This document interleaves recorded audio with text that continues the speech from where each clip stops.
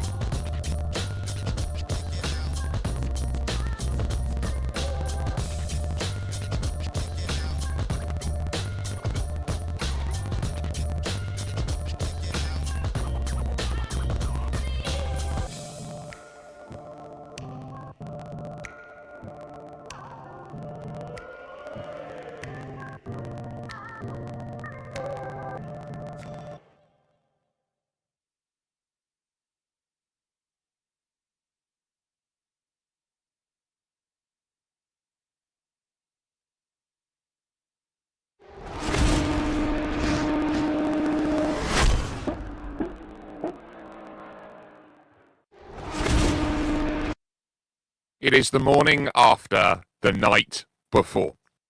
And very simply put, we have 3 hours remaining in what has been a really strong race that we have seen today over the course of yesterday into today of this 24-hour endurance race in aid of the Puttinu Cares Foundation. We have been sat with a wonderful that this is what great sim racing is all about. It's about camaraderie, it's about community.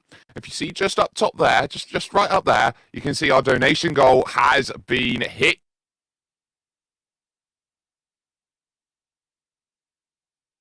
Keep on donating. We can push. I reckon we can hit 1,500 by the time that this show finds itself into play. We're here, of course, with World Pro Racing, along with Porsche, Enemed, England Insurance, eArmor, GT Omega Racing, Planet Play, DLP, and Invent 3D. Jake Sperry here, along with Caitlin Penny. We've also got Taylor Mills back with us down, effectively on pit road, giving us a little bit of help out there. Caitlin, we are sat with the final 3 hours now on the horizon. This is where driver strategy comes into play. We see where it works, where it doesn't work. As things stand, we've got a bit of 50-50 out there at the moment. We've got drivers with half an hour's difference in terms of pit stop strategy and 1 lap currently the difference at the front of this field.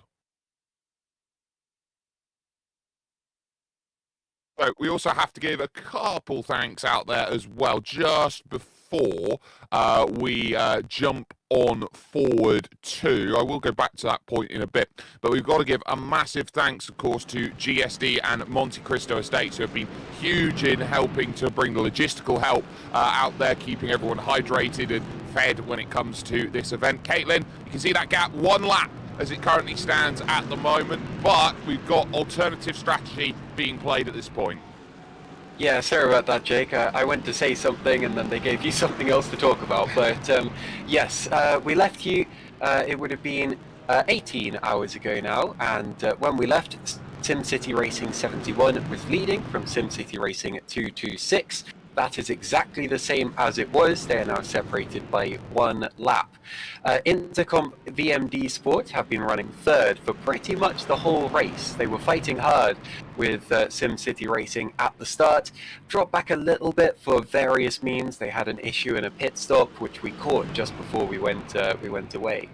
And they are now 2 laps back from the lead SimCity car, and 1 lap back from the second SimCity car, although right together on track with the lead SimCity car. You can see them both on your screen there. Apex Racing Dynamics are in 4th position, with, of course, their most popular driver, Jerome Katcher, who always gets the YouTube chat roaring when he is in the car. We have Boost Brothers running in 5th position. You can see a bit of a spread in the field now, as issues and incidents have affected the field throughout the race. But that's okay. The fact is, they're mostly still running, and you know, it's all for fun and all for charity, so that is what matters. Talking of charity, the car in 6th position, Puttinu 24, has just 1 driver, Justin Mifsud, who has driven the entire race by himself up until this point. He continues to lap in that Porsche. He's 22 laps off the leaders, but to be honest, that really doesn't matter. I think it's very impressive that he is still going anyway, no matter what the situation. We have NMT Performance still going in 7th position. We have MCT GT Racing in 8th in their singular Corvette. We have ADC Racing Team in 9th place, and we have Throttle Junkies bringing up the rear in P10. Unfortunately, 1 retirement overnight. Laser Boutige Racing was having some issues with connections, and last time I checked, they were running at least 20 laps off the leaders, and this was in the middle of the night. So unfortunately, they decided to call it and retire from the race, but we do still have 10 cars running out there, and fingers crossed they will all see the checkered flag in just under 3 hours time. Yeah, so there's certainly a lot still to play for out there here today, and of course the biggest goal of any 24-hour race, Taylor, as we get ourselves set up then here for the final 3 hours worth of racing, is the goal of finishing a race that is 24 hours long. It's always an achievement, and people think that 24-hour racing is easy. It really isn't. There's so many variables that can put Peter to the end of racing chances, and we're getting this ability to say that with the unlimited fast repairs, it's all about getting to the line, and currently we've still got 10 of our initial 11 who started who have that ability to go and reach the finish. Yeah, and I think that's the best part, really. We were set up just for this race to be a fun event, all in the name of charity. You know, hitting that goal of 1,000 euros and surpassing it's absolutely insane. But the addition of unlimited fast repairs for this event just helps maintain that fun enjoyment vibe of the race, and it really sets the goal that this is just about getting to the end. It doesn't matter about the results. There's no safety rating, no I rating involved in this at all. We don't need to see any try-harding out there. All you need to do is get in the car and lap it for 24 hours. Don't even push. You don't need to push when you're in the car. Just sit, have a laugh, and enjoy the race with your friends, because not only are sim racing events an opportunity to show our skills and do what we do best and do what we enjoy, it is a chance to be in the same place with our friends and chat and bond and grow as a team together in a 24-hour period. In fact, more so, because you've got the weeks building up to that as you do all the practice. And just for me, that's what it's all about, and it is a challenge to get to the end of the race. Of course, one of those challenges sort of removed a little bit from this event in that we don't really have so much traffic to deal with only 10 cars on the track.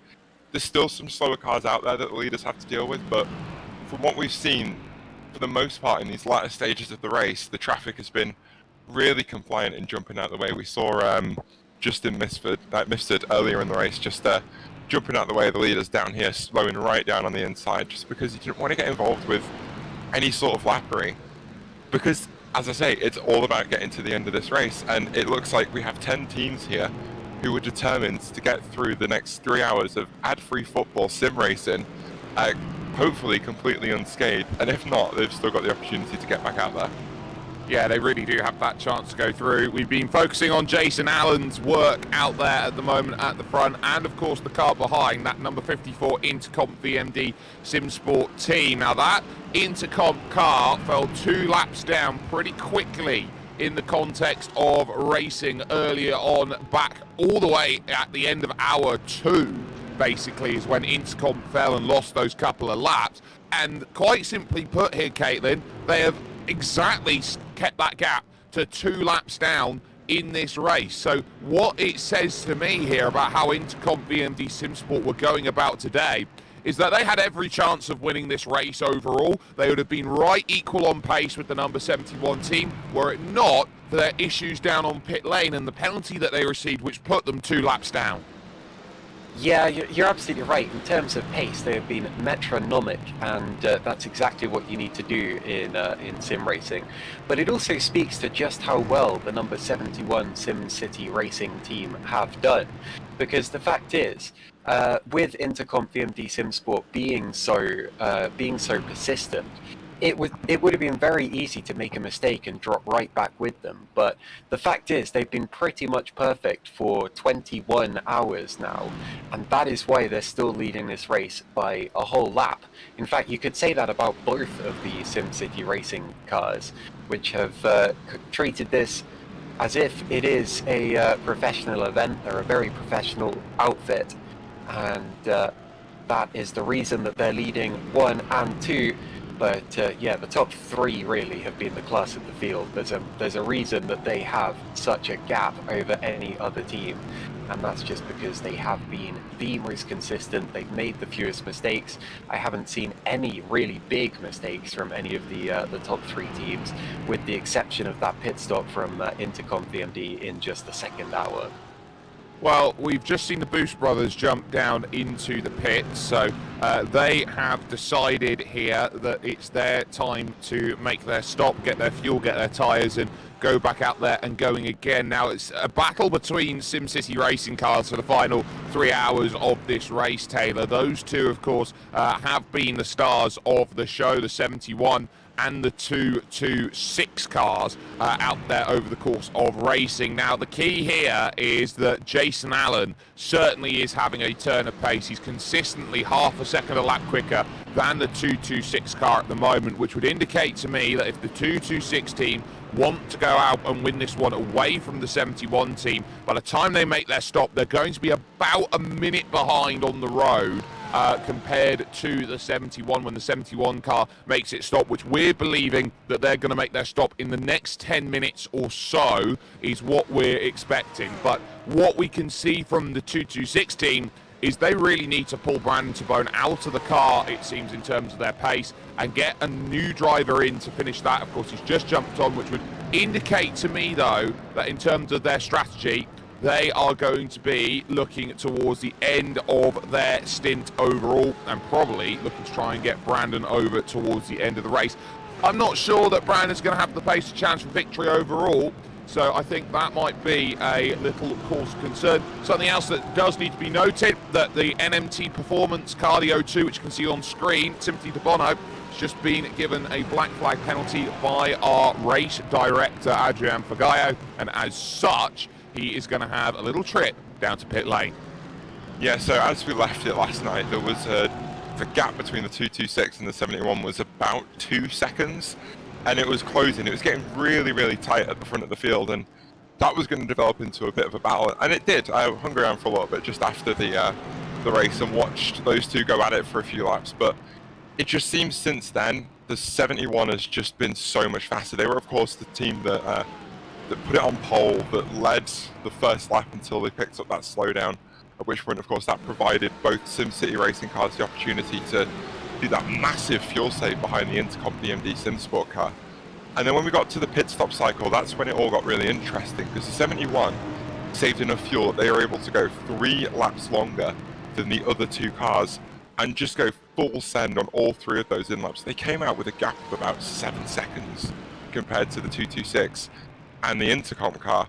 So the 71 has been the car to be in for the entire race so far. They have had the most pace compared to everyone else as they do come down pit lane about 10 laps offset from their teammate, almost going into the back of that NMT Performance car. It's very, very close on pit lane entry there, but plenty of space to fan out here at Daytona, hence why the pit lane speed limit is so high. But yeah, I think they've just been completely dominant since we left them, and I don't think the 226 really has a chance, because that minute is a lot of time to gain. You're going to need something to go wrong for the 71 for that sort of gap to be closed down. Of course, there's still over 2 hours and 40 odd minutes to go. But yeah, do you really want to be pushing that hard to catch your own teammate when you've got a really good chance of a 1-2 in a race that the result doesn't really matter? Yeah, I mean, there's a personal pride of it, but of course at the moment they're doing quite well. There's Justin Mifsud out there who's been making that work at the moment in 6th position, currently 21 laps down. I do need to point that the black and orange mechanical flag here, Caitlin, is being shown for ADC Racing Team and Andre Cauchy, who is behind the wheel at the moment, 34 laps down, as Jason Allen does leave pit exit and continues on for another stint behind the number 71 AMG Mercedes out there at this point. But that would be the reason why we would have the O2 car with a penalty, because it was the O2 and the 11 of ADC Racing Team who came together, contact into turn 1. It didn't spin the ADC Racing car. All it did was give them damage, which they now have to come in and get repaired before they go back out again, and they've got 4 laps to serve that black and orange mechanical flag before they get disqualified for having a car that is too dangerous to drive out here on the roads. Yeah, Taylor's currently showing me the state of the ADC Racing Team car. There's a big dent on the front left, as Taylor was very helpfully circling for about a minute. Yeah, the car's stayed out actually, so You say if there's a meatball flag, the black and orange flag, the car's supposed to come down to pit lane as soon as possible. I'm not sure they've quite paid attention to that because They've got 4 laps. They've got 4 laps, have they? Okay, that's good to know. Well, you stayed out for the time being. I didn't see when I was looking at the race between the Mercedes and the Porsche down into turn 1, it didn't look like there was any contact. The Porsche went for a big move around the outside and ran off to the runoff area, but there wasn't any contact between the two of them. I've just taken a look back at the replay, actually. Again, Taylor's showing me the replay of what's happened, and the ADC car has been into the barriers by itself in the same place that it was having a lot of issues yesterday, that little left-hand kink in the infield. So I don't think that whatever's happened to the Porsche is related to the Mercedes. Well, I think there was a little bit of contact out there, so there is going to be something just to keep in mind as this race goes on, that these drivers are going to be looking around at each other, as here's a bit of lap traffic battling there as Jason Allen dices through Tiashan Moodley. Full position there, that's the Throttle Junkies, and they fall back into 9th position, and a nice thank you over the radio, and continues on. The MCT GT Racing car is down in the lane as things stand. 1:51 the gap was when they crossed the line. It's now 55 seconds between those in the top 2 right now, but we've just had the Corvette jump into the pits, and it's just left with Marc-Paul Buttigieg behind the wheel again. A lot of these teams have decided here, Taylor, that the drivers that they started with over their stints are also the drivers that they want in towards the end of their stints. And sometimes there's a philosophy of which driver should you have to bring home the car. Do you want the quickest driver, or do you want a driver who effectively works as an anchor, who can just guarantee that it's going to be a safe journey home? Ooh, that's a tricky one, actually. I mean, the best teams are the ones who have a driver lineup that are very, very similar on pace. That's when you get the most, success out of a team. But of course, you'll always have the your ADC has been disqualified. Oh yeah, so that'll be because they didn't pit properly. So, well, no, they missed the pit lane on the occasions where they had that meatball flag. So booted out of this race they are for driving a very unsafe car with some very bent rear suspension, from what I could see. But yeah, of course, in every team, no matter the pace, you have your super safe anchors, you have your super fast guys. And at this stage of the race, with 3 hours to go, there's a chance that you sort of put one of your second fastest guys in the car, so that you can save your super quick aliens for the end of the race. That's certainly the optimal way to play that, in my opinion. And it does seem to be, well, no, I think it's a bit strange that we're not. Well, sorry, a couple of teams we are seeing put the really quick guys in now, which in my opinion is a little bit early for going as fast as possible, but realistically we can sit and harp on about strategy for the next 2.5 hours, but it's a 24-hour charity race, and there's gaps of about a lap between all of the cars. At the end of the day, I don't think driver choice this late in the game is going to make much of a difference. It's literally just about who's got the most energy, who's got the most mental capacity to be able to just lap the car for a couple of hours and get us into that last 60 minutes of the race without having any sort of incident. I tell you what, the ADC team have got incredibly lucky. The stewards have allowed them to clear the black flags and continue out there racing, and what it's done is it's put them back to pits and it's given them a brand new fresh car to go and work with, and it hasn't really cost them that much time. In fact, I would say it was a lot more beneficial for them to do it that way than it was to dive down into the pits itself and serve that penalty. So I don't really agree with that from a racing standpoint, that they have effectively gained advantage, but it is worth noting that they are currently now down in 10th position because of all of that, and 35 laps adrift, but they'll be racing with the Throttle Junkies team, which is of course Tiashan Moodley at this moment, to try and get through to the end of the race. So a little bit of drama there, which is worth just keeping an eye out on, as another car gets put a lap down thanks to the 71 SimCity Racing car. Jason Allen putting Odin Sammet's Boost Brothers team now to a 15th lap down in this race. So that's going to be worth just keeping in mind as this goes. Now, it's not just about those top three, Caitlin, that have been doing quite well. You also have to talk about the middle order, which does feel a little bit spaced, so 4th down through 7th. So Apex Racing Dynamics, Jerome Katchia, the fan favourite behind the wheel there, they've just been quietly going about business. 11 laps to the good. They've got 4 laps then ahead of the Boost Brothers, a further 6 over the Puttinu 24 car, and then a further 3 over NMT Performance. So you sit down, you look at it, Apex Racing Dynamics have been a solid 4th team in this race. Yeah, they really have. There were a couple of incidents early on in the race that I noticed for that team, but they've really calmed it down since then. We actually do have Jerome Katcher behind the wheel of that Porsche as we speak. And like I said earlier, the YouTube chat will be very pleased to learn that. Yeah, it's important that we focus on all of the other teams other than just the top 3 who have been battling for the win.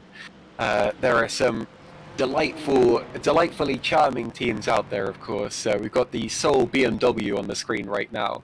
Odin Samut behind the wheel. Yeah, he's not going to win the race. They're not going to win the race. But that doesn't mean that their race is any less important than anyone else. Same goes for the ADC team, who just had their issues out on track. And I'd like to say, Jake, that yes, they did gain an unfair advantage by being let back into the race so quickly and with a fresh car. But to be honest, because this is a charity race, you want as many cars out there as you possibly can. And I think that if a team does make a bit of a mistake and end up getting themselves automatically disqualified, then it makes sense to give them a slap on the wrist and send them back out again. And myself and Taylor were watching that car as it was being disqualified, and it was rather bent and bruised. It was actually having a spin as it was given the automatic disqualification. So I'm glad that they've got a new car at least. Hopefully they can look after this one a little bit better. And I think a fair compromise is that they've dropped to the back of the field. Yeah, I would say it's a fair compromise that they're down there at the back, and they've now got work to do to try and pull themselves up through the order and gain those places. Want to give a massive thanks, of course, to this donation train that we've been running on. We're now on €1,286.92. We have smashed through our €1,000 goal, which has been so important for the Puttinu Cares charity effort that we have been putting through on the board. And now, just as we've been speaking, we now hit over 1,306 euros and 92 cents. And the one thing that you can say above that is we want 1,500 by the time that we hit 24 hours. So please keep the donations on trucking. I am sure we're going to be seeing some wonderful action towards the end. As you can see, closest battles car to car. You can see right now it's the ADC Racing team, who are currently 27 seconds here, Taylor, behind the Throttle Junkies. Catching by the look of things, catching a couple of tenths just on this straight alone. Don't know whether that's some relatives going a bit awry, as so often is the case with some of the overlays that I'm using. But it does look like Andre Cauchy has the pace over Moodley at the moment. So I'm looking forward to seeing how this battle develops, because this is what it's all about. This is where it gets interesting. As Jerome Katchia even, very characteristically a very aggressive send down the inside of turn 1 on Andre Cauchy. Cauchy do very well to stay out of the way there, and I think just hand in Katchia the inside of the corner, which is probably the sensible thing to do. Of course, Katchia, who we saw earlier on in the race, big fan favourite, as we've mentioned a couple of times already, was trying to pass the Boost Brothers BMW for a very long time during one of those stints. So I was just watching the number 11 get a little bit loose through turn 5 again. And he was doing everything in his power to get past that BMW. And it was really interesting to see the differences in vehicle dynamics going on the track, and how each car gets through the corners, and how each driver was trying to take advantage of the strengths of their own car and the weaknesses of the other. But Jerome Katchia just pushed it a little bit too far, and I think burned his tyres off towards the end of that stint. That didn't really give them another opportunity to get past the Boost Brothers. But of course that's changed in the last 18 hours or so. They are now ahead of that BMW, and yeah, looking rather comfortable with a 3-lap lead over them. Yep.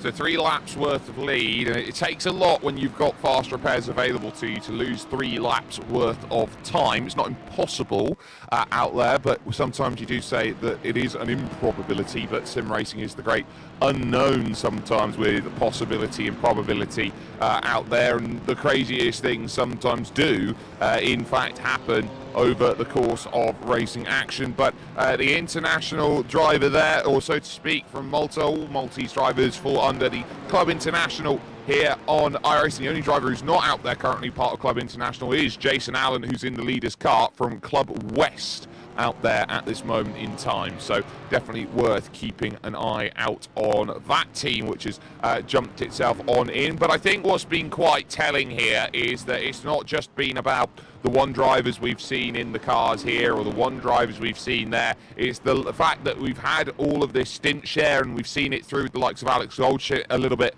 earlier on yesterday. It's that everyone has been looking to try and get some time in the car to go and make something happen, and this is what we love to see. It's about the team composition and dynamic, and some teams have had different shares compared to others, and often you find that when you jump in and you've got stints, you know, it's the sort of art, Caitlin, that gets mapped out and you try and work it out a week in advance. What makes it even more important to try and figure out is that these drivers, they're not professionals, so to speak. This is not what they do for a day job. This is in their spare time trying to figure out, well, have I got time to make this stint? Have I got time to make that stint? And that's what I think makes these 24-hour races so incredible.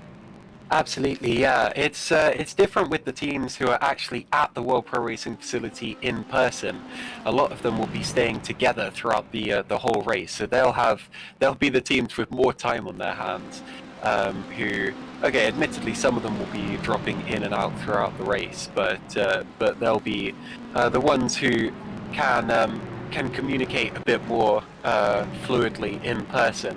As for the drivers online, you very much have to trust that your teammates are going to turn up when they say they will. I'm sure we've all been in that situation as an endurance driver, where we've been out there and we've expected someone else to take over from us, and then you just never hear from them. Twice. So you keep going for as long as you need to. But yes, there you see Brandon Tabone putting a lap on the Corvette, going through the number 226 for another lap. But yeah, one thing I've noticed with endurance racing is that you often come at it with the intention to have a plan. You'll come at it saying, you know, you'll do this time, you'll do that time, etc., etc. The only thing you end up getting right is the starting driver and the finishing driver. Anything in the middle is a bit of a toss-up, because it really depends on the situation that you find yourself in. It's pretty much unheard of to do a full 24-hour race with everything going to plan and you know, hitting your marks the whole way through. You will end up having some kind of incident or penalty or unscheduled pit stop or something like that, and as a result, even the drivers' stints can be completely tossed around as the race goes along. Yeah, so there is still a lot which they will have to be navigating through between now and the end of the race. And Taylor, you've been on the receiving end apparently twice for what has been a case of teammate desertion, which sometimes does happen by drivers just being completely asleep and not prepared for it. So I guess you need a little bit of therapy on this matter. Just talk us through. I do have a couple of stories related to both the points you were making there, Caitlin. But we'll start with the team abandonment. This was back during the LMP1 days. Anyone who knows me knows that I was quite a big part of the LMP1 community back in the day. Still run actually, a whole Discord server dedicated to top class prototype racing. And it's where I think we as a team found a lot of our success. Still having some success in GTP, but yeah, it's where we really made our beginnings. And of course, during that time, we competed in the 24 Hours of Le Mans. Sorry, the finger-licking 1440 a couple of times, because, you know, you can't say 24 Hours of Le Mans, that's illegal. And this was back when our resident alien, Neil de Backer, was at university. And in Belgium, apparently their exams happen around July, August, which is extremely inconvenient for a sim racing team who's trying to do a 24 Hours of Le Mans. what I'm saying is ironic, of course. Exams are more important than sim racing.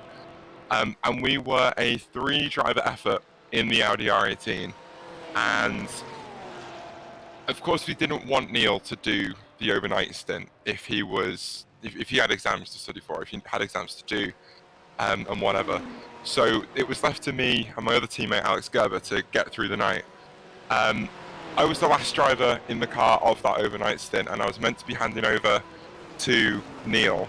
But this was back in the day where the optimum strategy, the tyre strategy in LMP1, because we couldn't change tyres at the same time as refueling like we can now, was to do not 2, not 3, not 4, but 5 stints on the same set of tyres overnight, because the track temperatures were so cold that they just didn't wear and you didn't lose any pace. So by the time I was ready to hand over the car, I'd already been in that thing for 5 stints, and if you do the maths on that, it's a 35-minute stint at Le Mans. So 35 times that by 5, you're looking at a good few hours plus I'd already had in the car. Rule of thumb is you turn up an hour before your stint so that, you know, you're ready to hand over to the driver. Neil didn't turn up. I tried to call him on Discord every time I came into the pit lane to no response, and ended up having to do another triple stint because there was absolutely no point in swapping out during the middle of a tyre stint if I was already in the car. But you also talked about deciding who's in the car at the right point. This story is from Le Mans this year, actually, a lot of Le Mans related stories.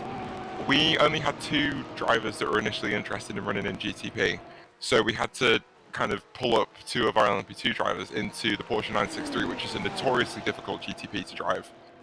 And those 2 really struggled with the car just as a whole, whereas me and Neil been driving these cars for a year, week in, week out, so we were fine with the difficulties of them.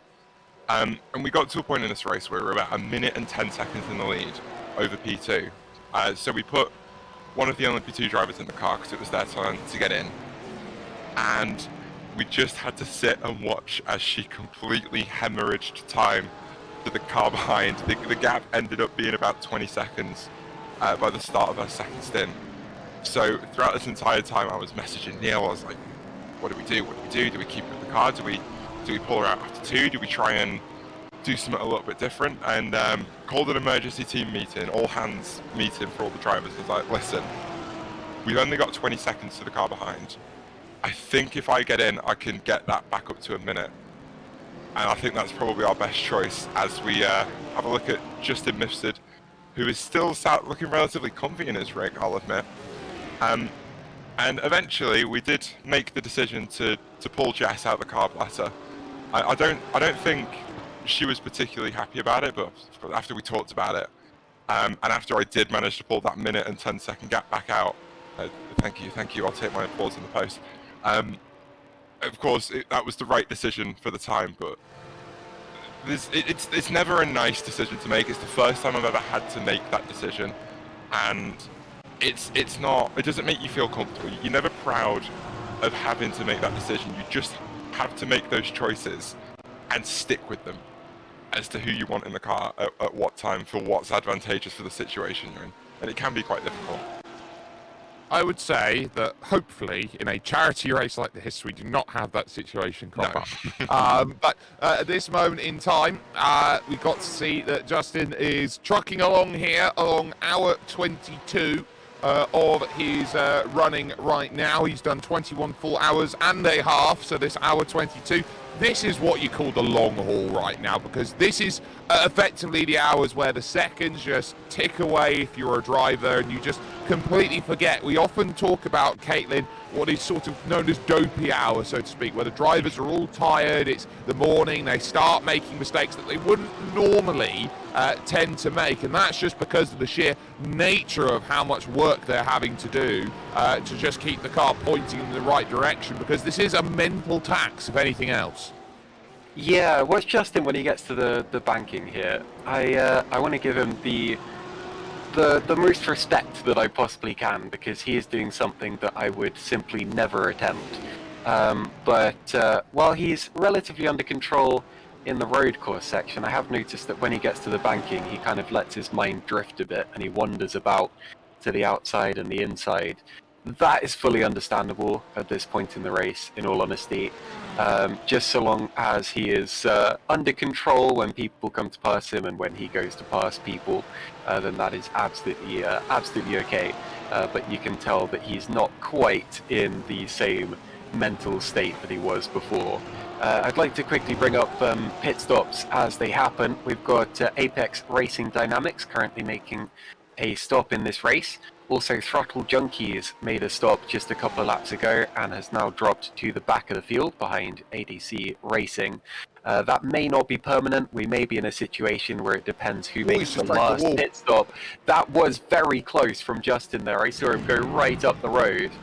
And is he going to the pits now? Yeah. Okay, so went right up the road, tagged the barriers, I think. Might have just got away with it. I'm going to look back to it on Taylor's stream now, and then came down into the pits. I think he just avoided the wall, actually. It looks as if he was okay. He wouldn't have got any damage anyway, and then brought it down at the pit lane. So I think Justin's okay there, but wakey, sorry. Well, that's pretty much a wake-up call if ever there was one. Tag the wall just before you're coming into the pit. So that's, oh, I've hit the wall. Oh, I've got to remember I've got a pit now.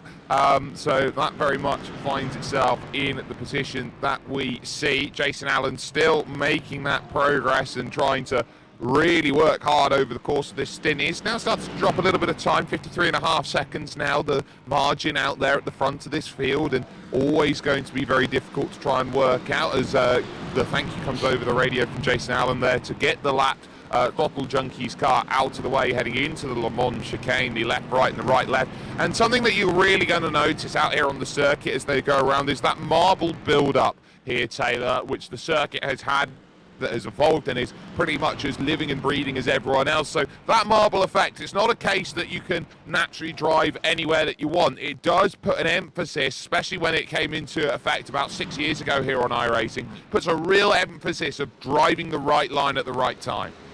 Yeah, it's something that I talked about earlier on in the race as well, about how that big black line in the middle of the circuit, you really want to stick to it, because that's where all the grip is. Of course, it seems obvious to say, but it's one of those little things that people might not know about that you have to bring up every now and again. But yeah, the marbles are a factor in that as well. For those who don't know, as you drive a big fast race car around a racing circuit, you're turning the wheel and you're essentially putting some lateral load into a tyre that's mostly designed to roll longitudinally. So you will find, almost like mozzarella, the rubber on the surface of the tyre, I'm doing hand signals again as if anyone can see me. You'll find that the surface of the tyre kind of gets rolled and scraped and scrubbed off the surface. And then of course when these cars are cornering at about 2G or something, those little bits of rubber get thrown out the side of the car and end up just on the outside of the racing surface. I'm not sure we can see it too well on the broadcast feed, but I can certainly see it on my end because I've got that dynamic track data turned on. And what that does, it essentially creates a very low grip surface out there, because the tyres can only generate grip when the surface itself is making contact with the tarmac. I know tarmac looks all smooth and flat, but there is loads of dips and divots and holes in that tarmac that it's what the tyre sticks to. Of course, when you get the rubbered in racing line, that's when you've got tyre rubber inside all those dips and divots and cracks, and there's more grip there because the rubber on the tyres grips better to other tyre rubber or its own tyre rubber than it does tarmac.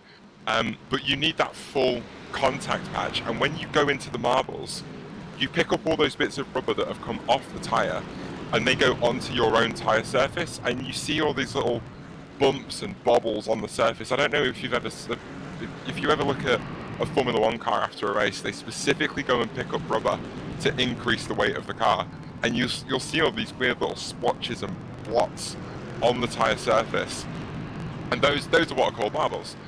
And you don't want to pick those up because it'll reduce the actual contact patch with the ground that your tyre has, and that's when you lose grip. That's when you start to understeer. It's when the car doesn't have as much traction as it otherwise would. So not only do you need to stick to the racing line because that's where it's grippiest, you need to stick to the racing line, because if you deviate from it, you'll pick up marbles and just lose grip entirely. Would you say then, Taylor, that's basically the equivalent of getting chewing gum on your shoe? No, because getting chewing gum on your shoe increases grip. You get that little sticky feeling underfoot, and marbles do the exact opposite. Ah, there you go. So we got a lovely amount going on here at this moment. We're now up to €1,326.92 here in our donation over towards the Puttinu Cares Foundation, a home away from home. But it's a good chance here to start talking about what they have been able to do with what has come along before them. And one of those key factors has been their Rainbow Ward, where in the past children with cancer were cared for in a general medical paediatric ward. They were nursed in the single rooms available, and from the start of their treatment to the time they were in remission and could be safely sent home, they had to stay in that room. That sort of meant that rooms had no televisions, and in some cases no private facilities, and so for example their parents have to sleep on armchairs if there was no beds available. It's a hard time always for children who are going through this illness, and in most cases an even harder time for the parents as well, who go from being a family to having a child with a potentially fatal condition. So that's why about 8 years ago now it was wisely decided that these children should be nursed in a separate unit, which is where their paediatric oncology unit comes into existence, otherwise known as the Rainbow Ward. So with that, it's beautifully painted and decorated by loving parents and caring volunteers, and people who are willing to give up a lot of their time to create a pleasant environment as possible. And it's through the generosity of sponsors and charity drives like this one that all the rooms would now have a folding bed to be used by the parent to stay with the child, would have a television and DVD player, would have games consoles to go and play with, a laptop with internet access in all the rooms, and a multimedia system, plus a selection of games that are there as well. A new kitchen as well would also be there, so that parents could also provide meals for the children as well, although those meals would be provided by the hospital that are fine. You've got to remember as well that chemotherapy does play havoc with appetite as you go through.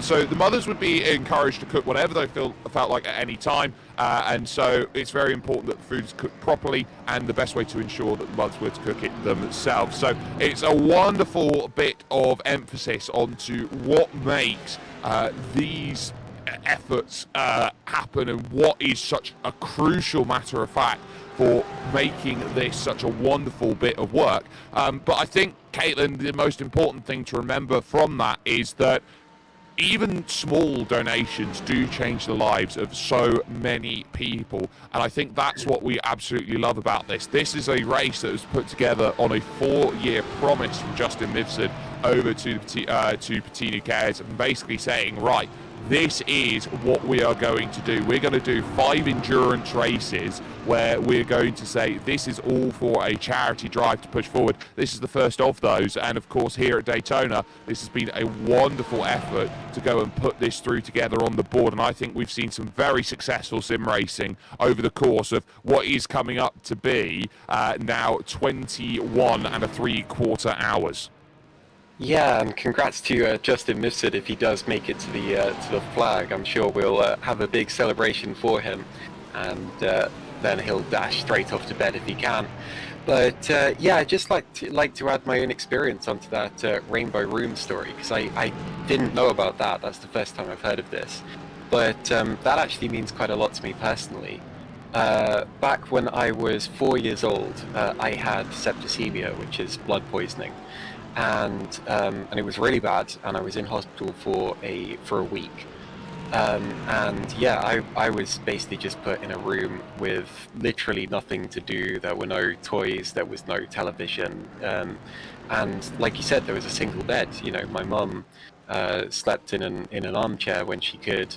There was, you know, a few years later when I had tonsillitis, there was like a pull-out bed, but on this occasion there wasn't even that. And the main difference between myself in that situation and a child who maybe has cancer, aside from the fact that my situation, so the main differences, of course, are that cancer is a very long-term thing. So I was in hospital for a week. These people may be in there for, potentially weeks or months in some situations. And, I had a good reason to be kept private because septicemia is potentially infectious if I, if I was to accidentally, like, if there was direct contact with like bodily fluids or something like that. So there was a very good reason to keep me in private. But if you don't have a good reason for that, say people with cancer, it makes a lot more sense to have them somewhere where they are going to be better cared for and they're going to have a more comfortable time. So yeah, that really, as someone who's been in that sort of situation, it makes a lot of sense that people shouldn't have to go through that unless absolutely necessary. And if you can give them a television and toys and that sort of thing, then that's going to be a much nicer situation just for everyone. Sorry if that was a bit deep, but there's my own personal experience and my 2 cents on the matter. Well, I'm pretty sure that everyone has a wonderful cause, and of course, thank you very much, Caitlin, for sharing that, because it just gives you insight that there's a lot of things that people don't necessarily know and understand about all of what is going on, and I think that the more information, understanding people have, the better that this world becomes, and that's what we have been seeing. We do have, of course, a sim race on our hands at this moment, and a gap of 54 seconds out here at the front from the Sim City Racing number 71. Now, we have been talking a little bit about this strategy play, which has been across the board, Taylor, and I think Sim City Racing 226 have a nigh on impossible job, because it's not just the fact they've got to claw back 54 seconds, it's that when you start adding up the pit stops, and you always try and count back towards the end of the race and try and figure out where you've got that leeway to go forward with racing like this, you start sitting down and going, well, hang on a minute, they're 10 minutes short about 3 hours ago, so they're going to have to try and find 102, 103 hour long stints to try and get themselves home on the same strategy that the SimCity Racing 71 team is, which I'm not sure that's going to be possible, because if they're going to have to save fuel and find 54 seconds on circuit, I don't see how they win this race. Well, before I do touch on that, and I will touch on that, I have a very quick question for Caitlin. Okay. Are you old enough that when you had tonsillitis, they just whipped them out straight away? No, I still have my tonsils somehow. You're joking.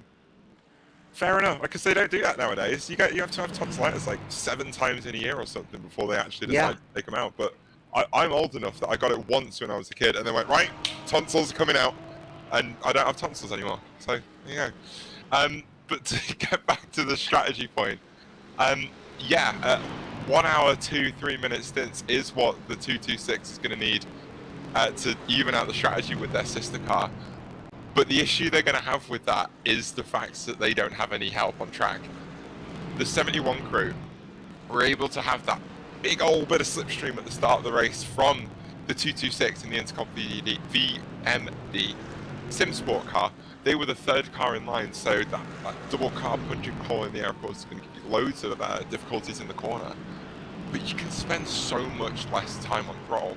Like I mentioned it before, they were able to go 3 laps longer on that first stint than everyone else, and when that's a minute 45 lap time, a minute and 3/4, you add all that up, that is an extra 3-4 minutes on top of what everyone else was doing. So that's what pushed them over that barrier, and the 71 has been able to do those extra little bits of fuel saving as well.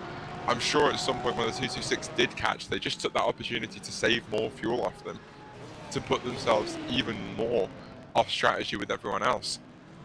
So the idea that the 226 has to do so much more fuel saving to get back on the same strategy as the 71, I don't think it's going to be possible for them, because they're going to be going so slow relative to that lead car to get those extra laps out of the tank, that 54 second gap, whether or not they actually make the distance that they need to, it's either going to stay the same or it's just going to grow to over a minute. So you might as well just keep pushing, keep that pressure on the sister car, and well, you can't hope that something goes wrong for your teammates, but I'm sure in the back of their minds they're like, I really want to win this race, so I'll hope something happens out there in front.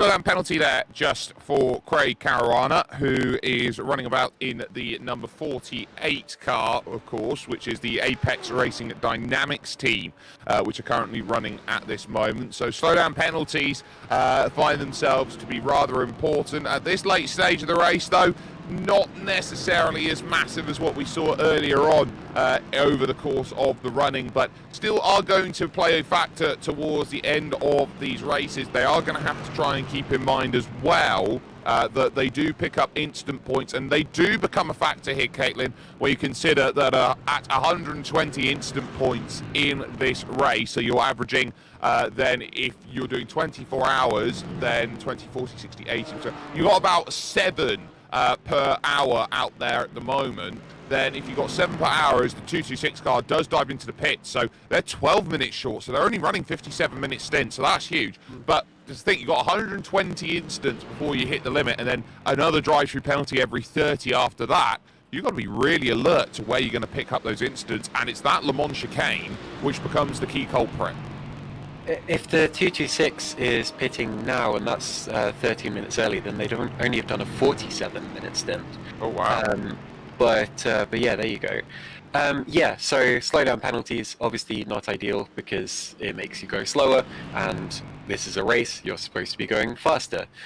This is why you have me on comms, Jake, for that expert insight that I can give.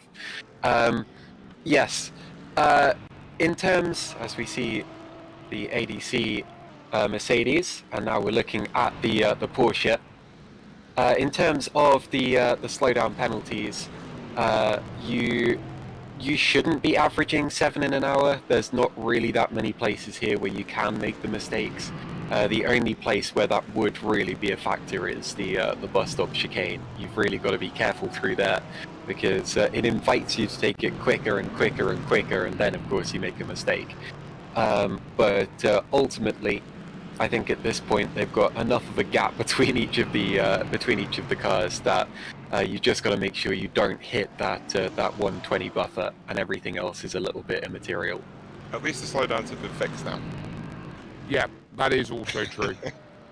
Is also true. You can fix the slowdowns here in iRacing, and of course those they used to be up there in massively long slowdown penalties, which would be torturous and arduous for so many. As we take a little peek down at the World Pro Racing arena, as I like to call it, in terms of where there is some great sim racing going on. We've got 4 teams, of course, who are sat up at the arena and looking to try and put their big efforts going forward and to really throw everything in at the deep end. And of course that is the Throttle Junkies team, MCT GT Racing, NMT Performance and ADC Racing that are all there. We take a little zoom over to the right hand side, and it's getting a little bit interesting here. Got a little bit of an audience there, Taylor. Yeah, it certainly looks like it, and I've got to say, gorgeous lighting inside that room. Love the pink, the white, and the blue for no particular reason.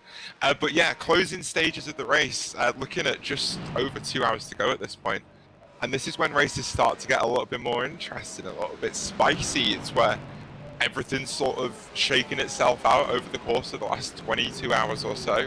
It's when everyone's settled into their rhythms now. The strategies are all in place. And it's just about what you can do in these next 120 minutes. How fast can you push it? How fast dare you push it? How many risks do you take in these last 2 hours? Have you given yourself enough room on those incident points to take advantage of them down there at the bus stop? Those are the questions that are all in the air at the moment. We've got that 54-second gap at the front with an off strategy, with the 2 off strategy teams. Closest battle on track at the moment is that Throttle Junkies car versus the ADC Racing. Actually, saying that, has the ADC Racing team passed the Throttle Junkies car? I think we missed that one, didn't we? Or is that pit stop cycle? Yeah, sorry, it was when the Throttle Junkies pitted that they swapped places, so they should swap back again when ADC make their next stop. So that's what we're looking out for then at the end of this race, is how close those 2 are going to be on track, and whether we do get some on-track overtaking action, as I think that's Jason Allen saying hello to Justin Mifsud out there on track. A little congratulatory wave for making it this far. Yeah, 2 hours to go on the clock. That's not long at all. That will fly, but I'm sure it will feel like an eternity for Justin.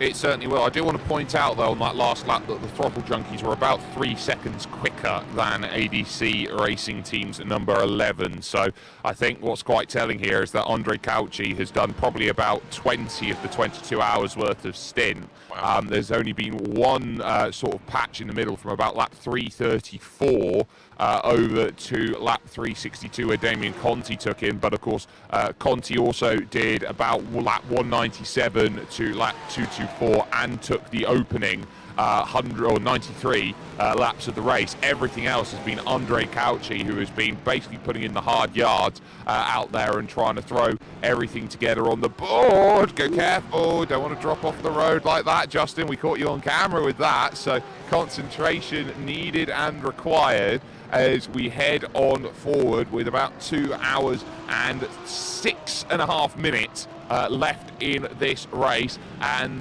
you can definitely sense that concentration is going to be rather important. How much do you have left to go out there and push? I do want to note that the SimCity Racing 226 car have had a driver change though, Caitlin, and they've put Matthew Skerry in behind the wheel, and it will be up to Matthew Skerry now to get everything out of it. I'm just taking a look though at the fastest laps, which was set by Keith Camilleri, 44.7, but looking at Skerry's times, he's someone who was running in the 45s and 46s in terms of when he was putting his pace down.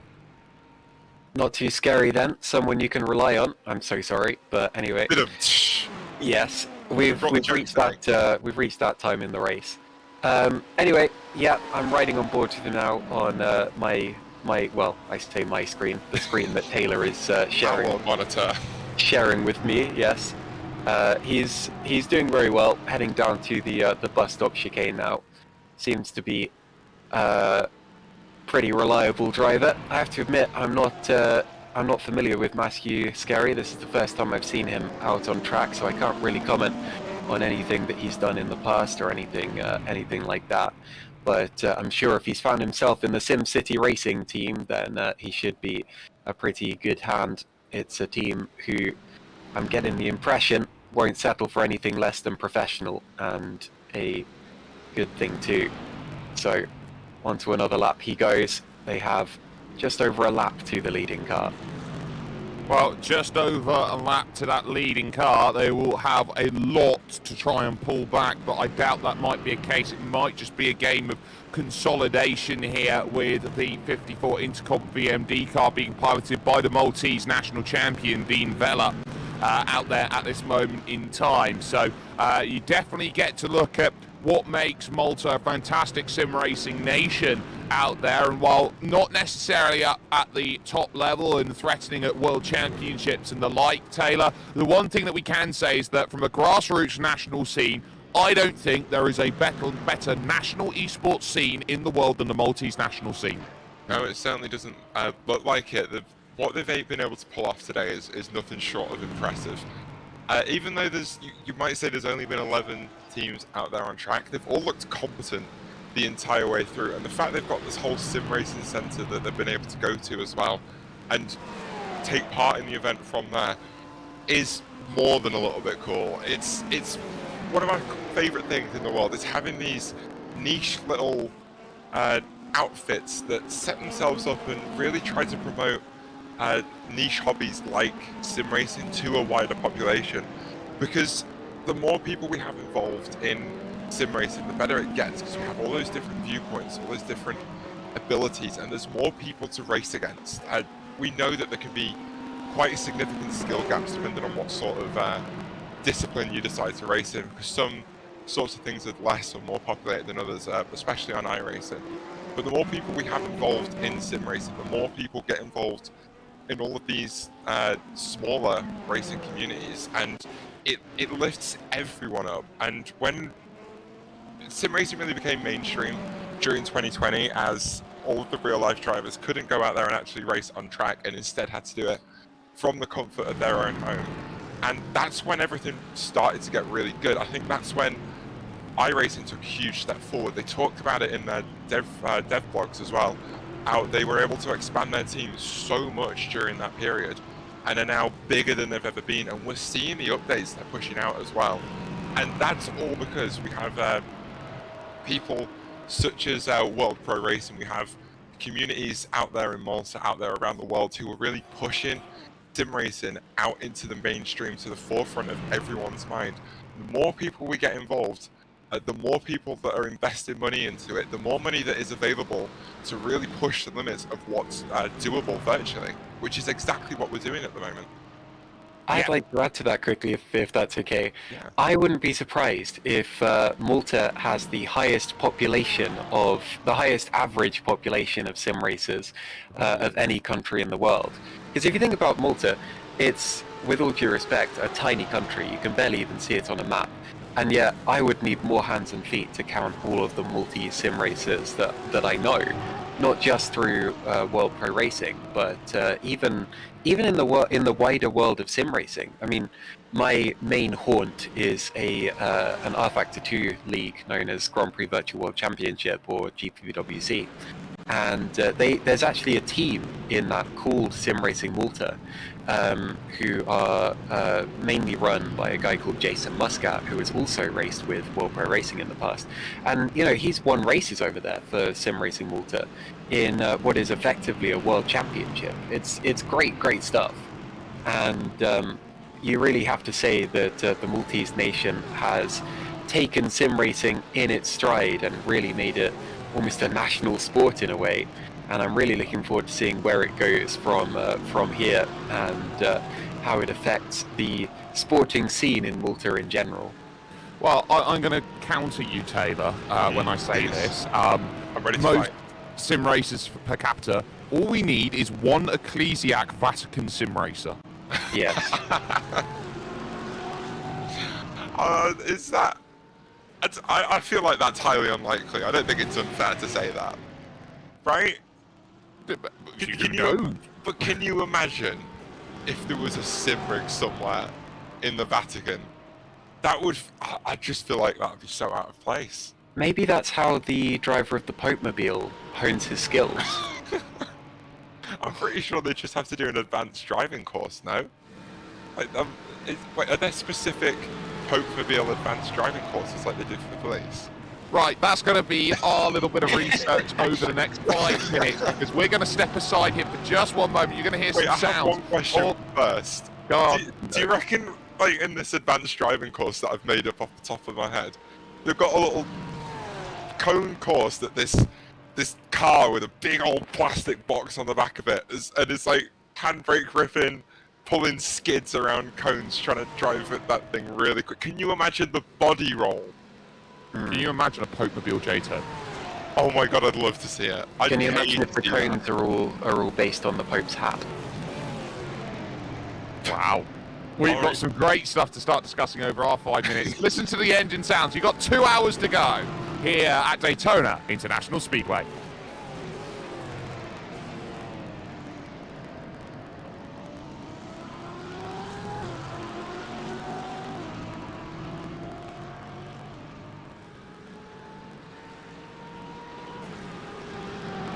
Hi, Nick, are you there?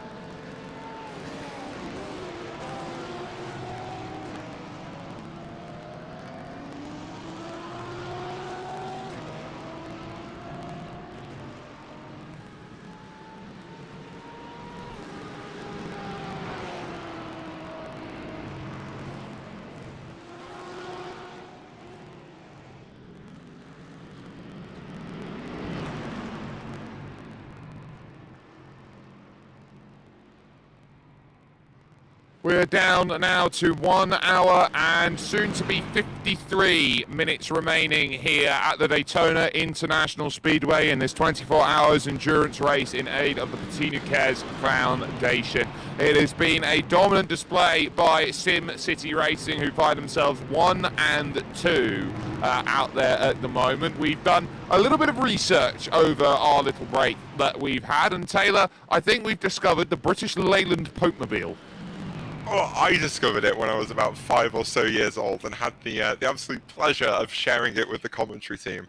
I don't quite know how to describe it to the audience, but because one of the biggest things that Leyland ever produced was trucks, they essentially took a truck, put a big thing on the back of it, and the Pope could just kind of stand in this little big white truck trailer with a little thing he could hold on to, where his aides could sit around him as well.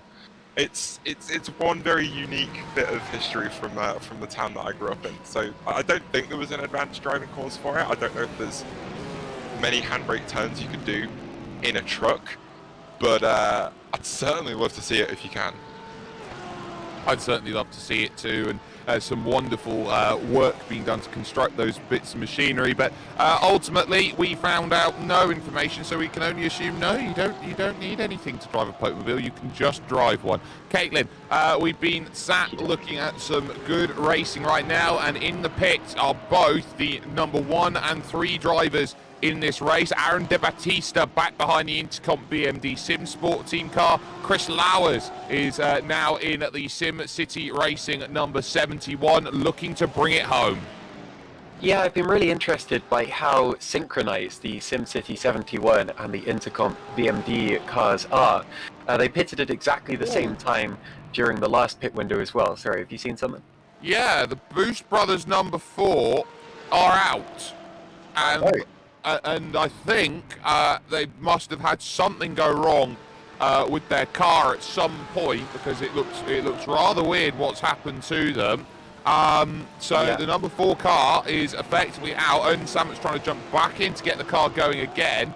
They just left the pit, and then I don't really have much more information than that. It looks like something happened to them, they left and they came back. I'm sure, Taylor, you might have something more on it. Yeah, they literally just pop out of existence as they're coming through turn 4. I'm not quite sure why. Of course, the log's showing that Odin Samet manually disconnected, but I don't know why they'd manually disconnect mid-corner. That seems very strange. But Odin's back in the session now, so I expect him to get back in the car and start bringing the thunder down on the racetrack once again. But yeah, just a very strange, not really incident, but occurrence. Well, it is a bit strange, and they've got about 8 minutes to figure it out, because that will be the amount of time that the number 5 Puttinu 24 car of Justin Mifsud will be able to jump forward and take that place away. And so I'm sure in that mind, which has been racked for at least 22 hours worth of running out there, Caitlin's going, so you're telling me there's a chance I can make an overtake? Yeah, imagine if Justin finishes in the top 5 after all of this. Obviously, if the Boost Brothers are able to rejoin the race, then they will be allowed to do so. We want everyone that can possibly finish to finish the race. I'm sure that Odin is attempting to come back as quickly as he possibly can and get that car back out on the road.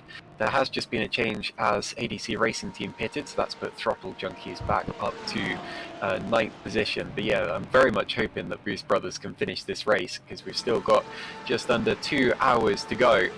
Yeah, just to quickly finish what I was saying before this all happened. The first SimCity car 71 and Intercom have been running together on the road, and also running the same strategy at this point in time, pitting at the same time. They're basically using each other to kind of tandem draft their way around the track, much as the 2 SimCity cars were doing at the start. And talking of SimCity, I'm pretty sure I saw another one coming down the pit lane there, so that would be the 226.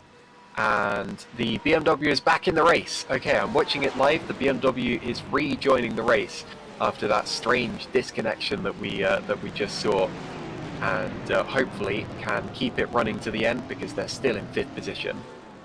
Yeah, and they'll come out just in front of the Puttinu 24 car that tried to keep Tiashan Moodley from running into them. So that gap will sit at 3 laps at this moment in time. So Justin Mifsud with a bit of work to do to try and pull that back, and he's going to need a little bit more help in order to make that dream somewhat of a reality. Of course, we are still making that push and that charity drive going forward. We smashed through our €1,000 target just before we were looking to come live on air for the final 3 hours worth of running, and we're currently up at €1,326.92. So please keep those donations going. We want to try and hit €1,500 by the end of this show. So you've got yourself just a shade under 2 hours to find yourself a small drop in the ocean of just under €200 between all of you who are watching, or anybody else who would feel like donating. Make sure you send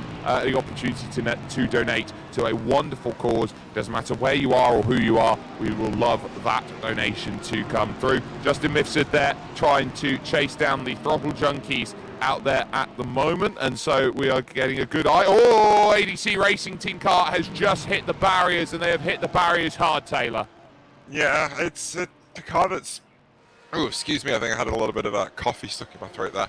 It's a car that we've seen really struggle to get around the circuit over the last couple of hours or so. Having an incident in a spot they've had trouble so many times today through that kink at turn 5, just something in the setup on that car not really built to handle such a high-speed corner.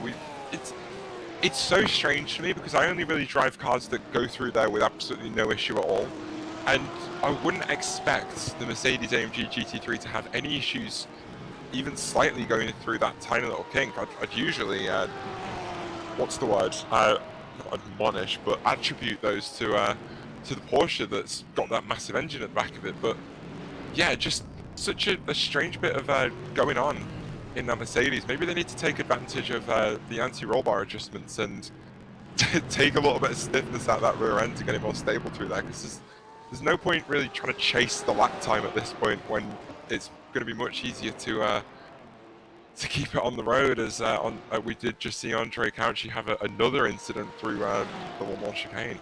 Well, here's something that I'm noticing just going through the onboard on my end here, Taylor, and I do want to just talk about this. They're actually gear shifting through the middle of the corner through 4th to 5th. Is that playing a huge role in why the car's going around? Oh yeah, 100%. Of course, in these modern race cars, we have the double clutch, gearboxes. So the gear shifts are almost instant. Not as fast as they are in the likes of Formula 1 or a prototype. The GT3s are still a little bit sluggish when it comes to gear changes. So you'll find that in that moment it takes to go from one gear to another, the rear tyres start to under-rotate a little bit. There's a little bit of mechanical drag in there that just slows them down enough to break them loose at the back, and then that's what could have sent the car around. But typically you set up for that. You can drive around it by upshifting early, or just make sure the back end's a little bit softer, or just don't turn in as aggressive, because I've noticed this team sticks really to the inside of turn 5. And I don't think that's helping either, because it's just putting way too much, it's asking too much from the rear axle that isn't only accelerating through the corner, but is then trying to go through an upshift sequence as well, which is really difficult on these cars. So maybe a little bit of too much going on. Maybe lift a little bit in 4th position, get through, in 4th gear, get through the corner, flick it into 5th, and then attack the West Horseshoe and make something happen just to give a little bit more consistency. Might be something worth being in the back of the mind. Taking a look at the 8th placed Corvette right now, the NCT GT racing car we were before. Chris Lowers is out there and going forward as he now looks to try and push on forward. That's nice. He's got a little bit of a photo of himself down there in the left-hand corner. Sometimes that does happen with the overlays that we've got. But the MCT team, I think, Caitlin, have been one of those who have been really pushing to try and get everything together. And they've pretty much separated themselves. Not the most separated in this field, but they've got 6 laps to the car in front and 5 laps to the car behind. They are very firmly confirming this 8th place. Yeah, I was very impressed by them in the early stages of the race. Unfortunately dropped back a little bit after a few incidents. We saw them basically T-boning a Porsche at one point in the early stages, but they've still kept it running, and they're going to finish the race in just under 2 hours' time. as we hope everyone is. And to be honest, props to them for doing something different as well, for going for the Corvette, because it's a beautiful car. It's the only American car that we have racing here, which feels very fitting considering the Daytona circuit. And you know, it gives them a personality. When we see the Corvette compared to one of the 6 Mercedes, it's like, yes, there's the Corvette. With this, we have to specify, you know, we're looking at the number 71 SimCity car, because there are 2 identical Mercedes SimCity cars out there. I do like to see it shaken up a little bit. I tell you what though, very unique that we have a little picture of Chris Lowers in the bottom left. That's interesting. Not sure why he gets a picture and no one else does, but there he is. And that's a driver change, of course, for the number 71. So Chris Lowers now gets the honour of leading the race with just under 2 hours to go, Jake.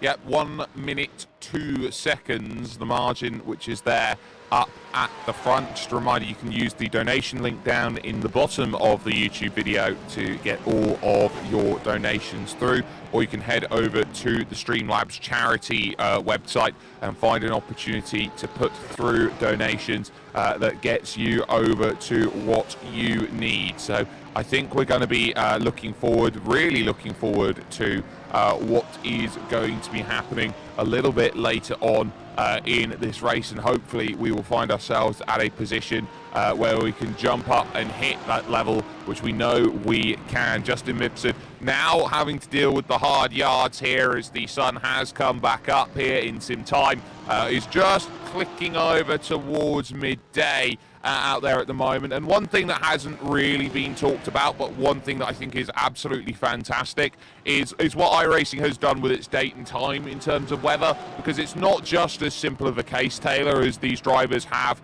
one set weather and it will go between X range and Y range. There is a little bit of real-time weather tracking, and it will track in terms of date what the weather should be out there. And obviously when it gets towards the winter, it should be a lot colder than if it is out there in the summer, where it should be very, very hot. So you get that lovely dichotomy. And of course, as more and more cars start to be available, as we get to see on the right hand side here, a few weather conditions that we've got out there. If we do get to a position where almost all of the cars have iRacing's rain system implemented with it, along with wet weather tyres, you can get a real sense of going back, checking meteorological data, and you can say, well, this was an absolute as wet a wet day can be, let's go put our cars there. It opens up so many opportunities for conditions and challenges which haven't necessarily been done before. Yeah, of course, the first real implementation of, I wouldn't say the alpha or beta of Tempest, but the first sort of iteration would have been when we actually... Well, it was when we would have got the first day-night cycle back in, oh goodness, that must have been 2019, yeah. Which seems insane to say, because you think that iRacing would have had a day-night cycle before then, but to really throw that into context to understand what I'm saying there, back in 2018, the 24 Hours of Daytona was ran completely in darkness. End to end for 24 hours was nighttime the entire way. Conversely, the 24 Hours of Le Mans was ran completely in daylight. So you'd get to, like, you know, nighttime in your time, or an appropriate time where it should be nighttime, but you'd still have the glaring sun coming out of your computer monitors of the race, and it's very strange to say the least. But then, of course, we did get the day-night cycle in 2019, and realistically, before the headlights were really ready for it, but we did then have a full 24-hour night cycle for Le Mans. Of course, it wasn't introduced for Daytona that year, it wasn't quite ready,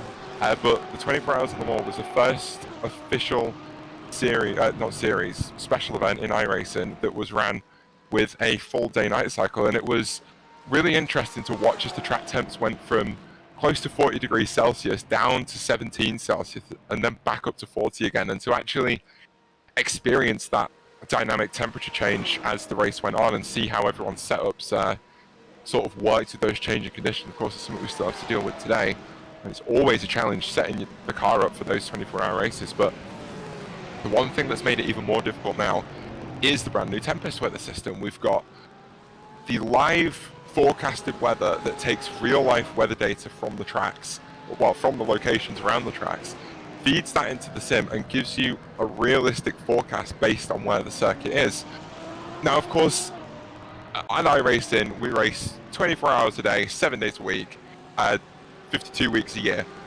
And we have this period, this really awkward period between like December and the end of February. It's usually the first season of every year, where none of the tracks are actually open. So you'd expect that typically the races are set to the date at the start of the week, but you can't really do that in season 1 because all of the circuits are closed. So they tend to time travel forward a little bit, and for tracks like Silverstone, if you've got a Silverstone event scheduled in season 1, you'll tend to find the date is somewhere around March when the track actually opens back up. So then that just uses historical weather data from that time, from that place, sorry, to figure out what the forecast should be for that. And of course, that's what really brings the unique challenges to the sim now that we have that wet weather. It's another little element to think about whilst we're racing. Not something we've had to deal with today here at Daytona, because we know what the weather's like this time of year in Florida. It is scorching hot with zero chance of rain.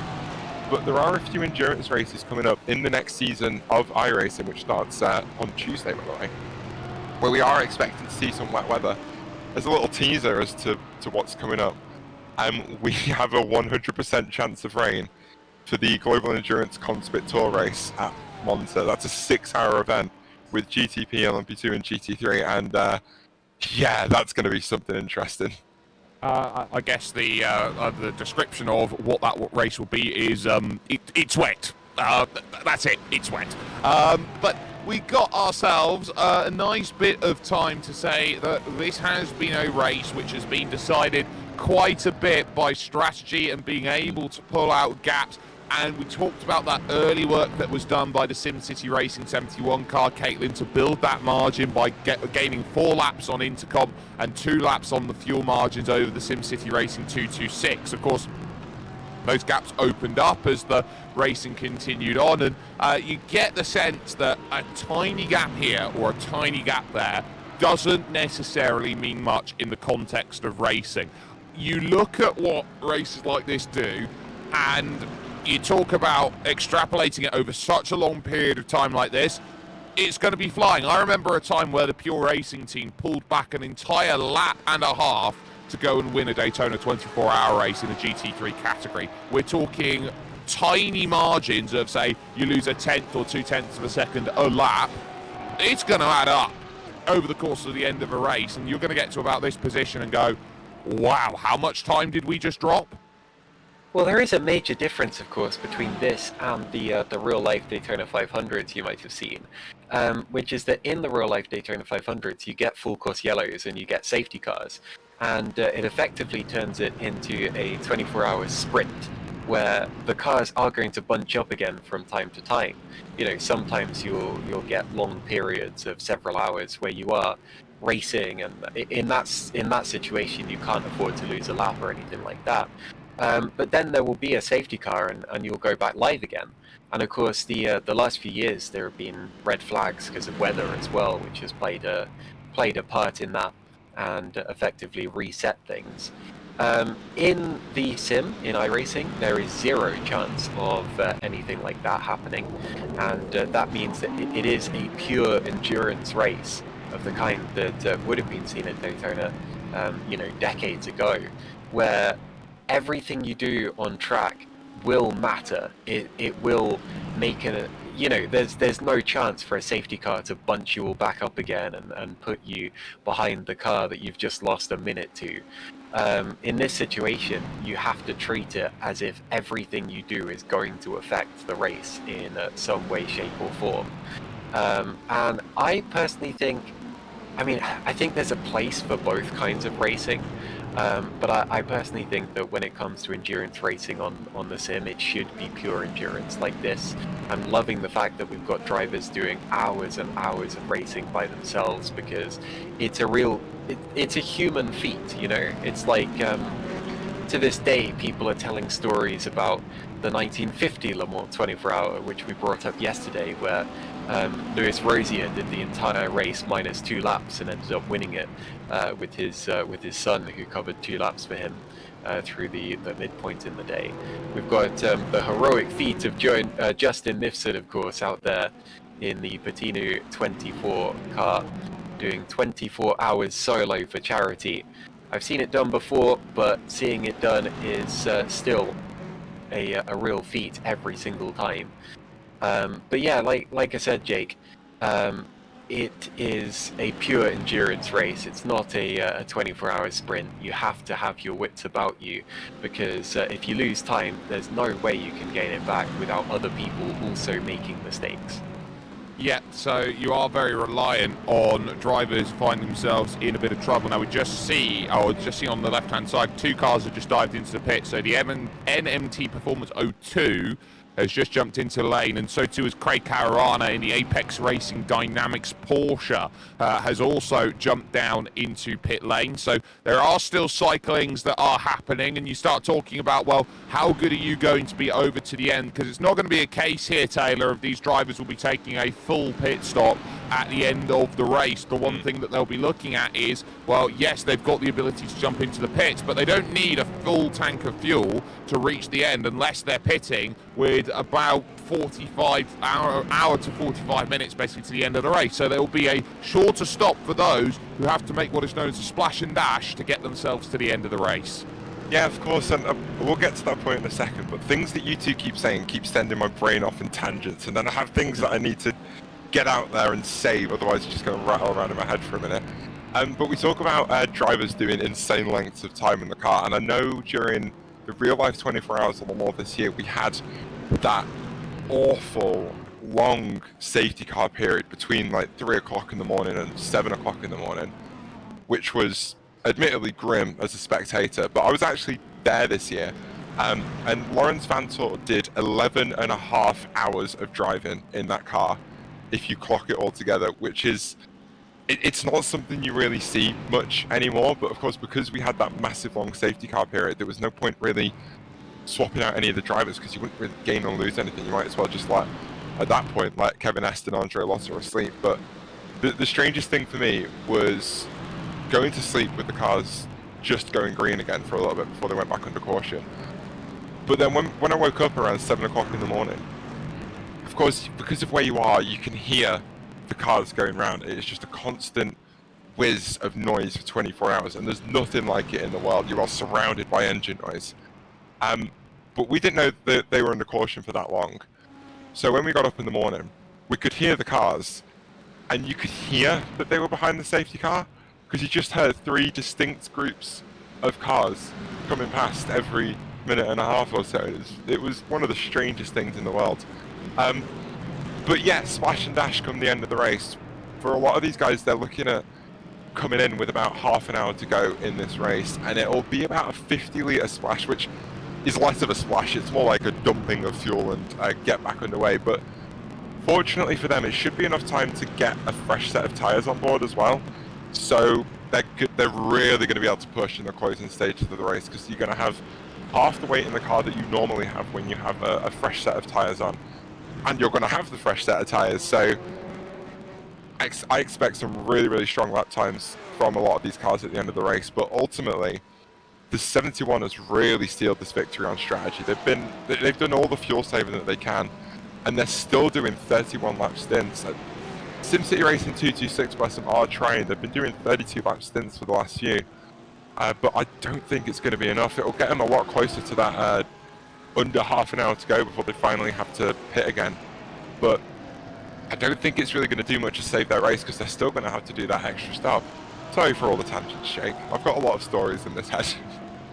Well, no, that's absolutely fine. I do want to actually put the sim racing link back together with that, because Lorenz Vantor, I believe, has Dries Vantor somewhat near and close. Dries Vantor used to be a driver who was affiliated with the Coanda team out there in esports. So you take a look out there, and Dries Vantor was one of those drivers who'd be part of that technical partnership. We have seen that Real World has been a massive connection factor, Caitlin, to those who have been out there trying to put things together. Of course, it's no secret how much that Max Verstappen, for example, has Formula One seat to fund his sim racing hobby. That much we all know. But there have been so many drivers who have looked around at this and gone, this is the perfect training tool to go out there and be quicker and to get things sorted. It goes back to World Pro Racing, who have got their own partnership right now with a driver, looking to try and bring through together what makes this an incredible bit of running. But, you know, there used to be a point in time where, you know, the driver simulators that they have was just, you know, oh, it's just a little something just to keep our skills in check. Now it becomes an active part of development, and we're seeing that with a little bit of too wide on the front stretch, as we can see Justin Mifsud right now, just dealing with Tiashan Moodley, who's running quite well, actually, in terms of lap times. 47.9 over that last lap. The Throttle Junkie's car is moving. Yeah, Moodley touched the wall, though, as he went past Justin. That was a bit close, so glad they kept it clean, but could have been a close one. Yeah, you were talking about people going from sims to real life, or people who race in real life also being involved in sim racing. And I've had experiences with people like that, and I've also commentated World Pro Racing when we've had people from the real world of motorsports. I'll get onto that in a minute, but yeah, my first ever sim race. As Moodley goes off, rejoins the road just behind Justin Mifsud. That's well, at least he's avoided any contact or anything like that. But yeah, my first ever sim race, I started a couple of rows ahead of Rudy Van Buren, who of course became the world's fastest gamer after that, and then went on to race in Porsche Carrera Cup a couple of times. McLaren sim driver as well. McLaren sim driver, you're absolutely right. The thing, I say I started ahead of him on the grid, that is technically true. It was because he had a grid penalty. I did not out-qualify him, and I have to admit, by the time we got to the first corner, he was ahead of me, and I never saw him again. But at least I have that claim to fame that I started my first sim race ahead of the Rudy Van Buren. But yes, then of course, World Pro Racing is no stranger to having drivers from the real world of racing. Back when we had a partnership with an Italian company called Grip at one point, who had a little single-seater car, and their real-life drivers competed in a kind of sim racing counterpart to their real-life championship, which was basically all of the drivers did it, including the famous Enzo Benito, who started, I mean, he's a great example of a driver who started in sim racing and went on to the real world of racing, because he ended up being invited to the Race of Champions for Team Sim Racing. Ended up beating Lucas de Grassi out there on the road, which I find absolutely hilarious. And he won the championship, I believe, here at World Pro Racing, so there's that.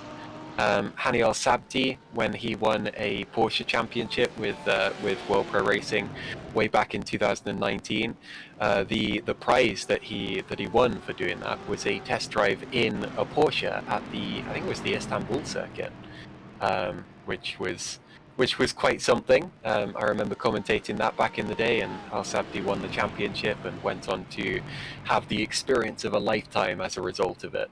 So yeah, you get situations like that, increasingly so nowadays, increasingly since the movie came out, Gran Turismo, about Jan Mardenborough, who won a scholarship with Toyota, with Nissan, as a result of winning a Gran Turismo championship back in the day. And it really does lend credibility to sim racing when you see things like that, and when you see drivers like Max Verstappen, as you say, funding his sim racing hobby with a Formula One World Championship or three.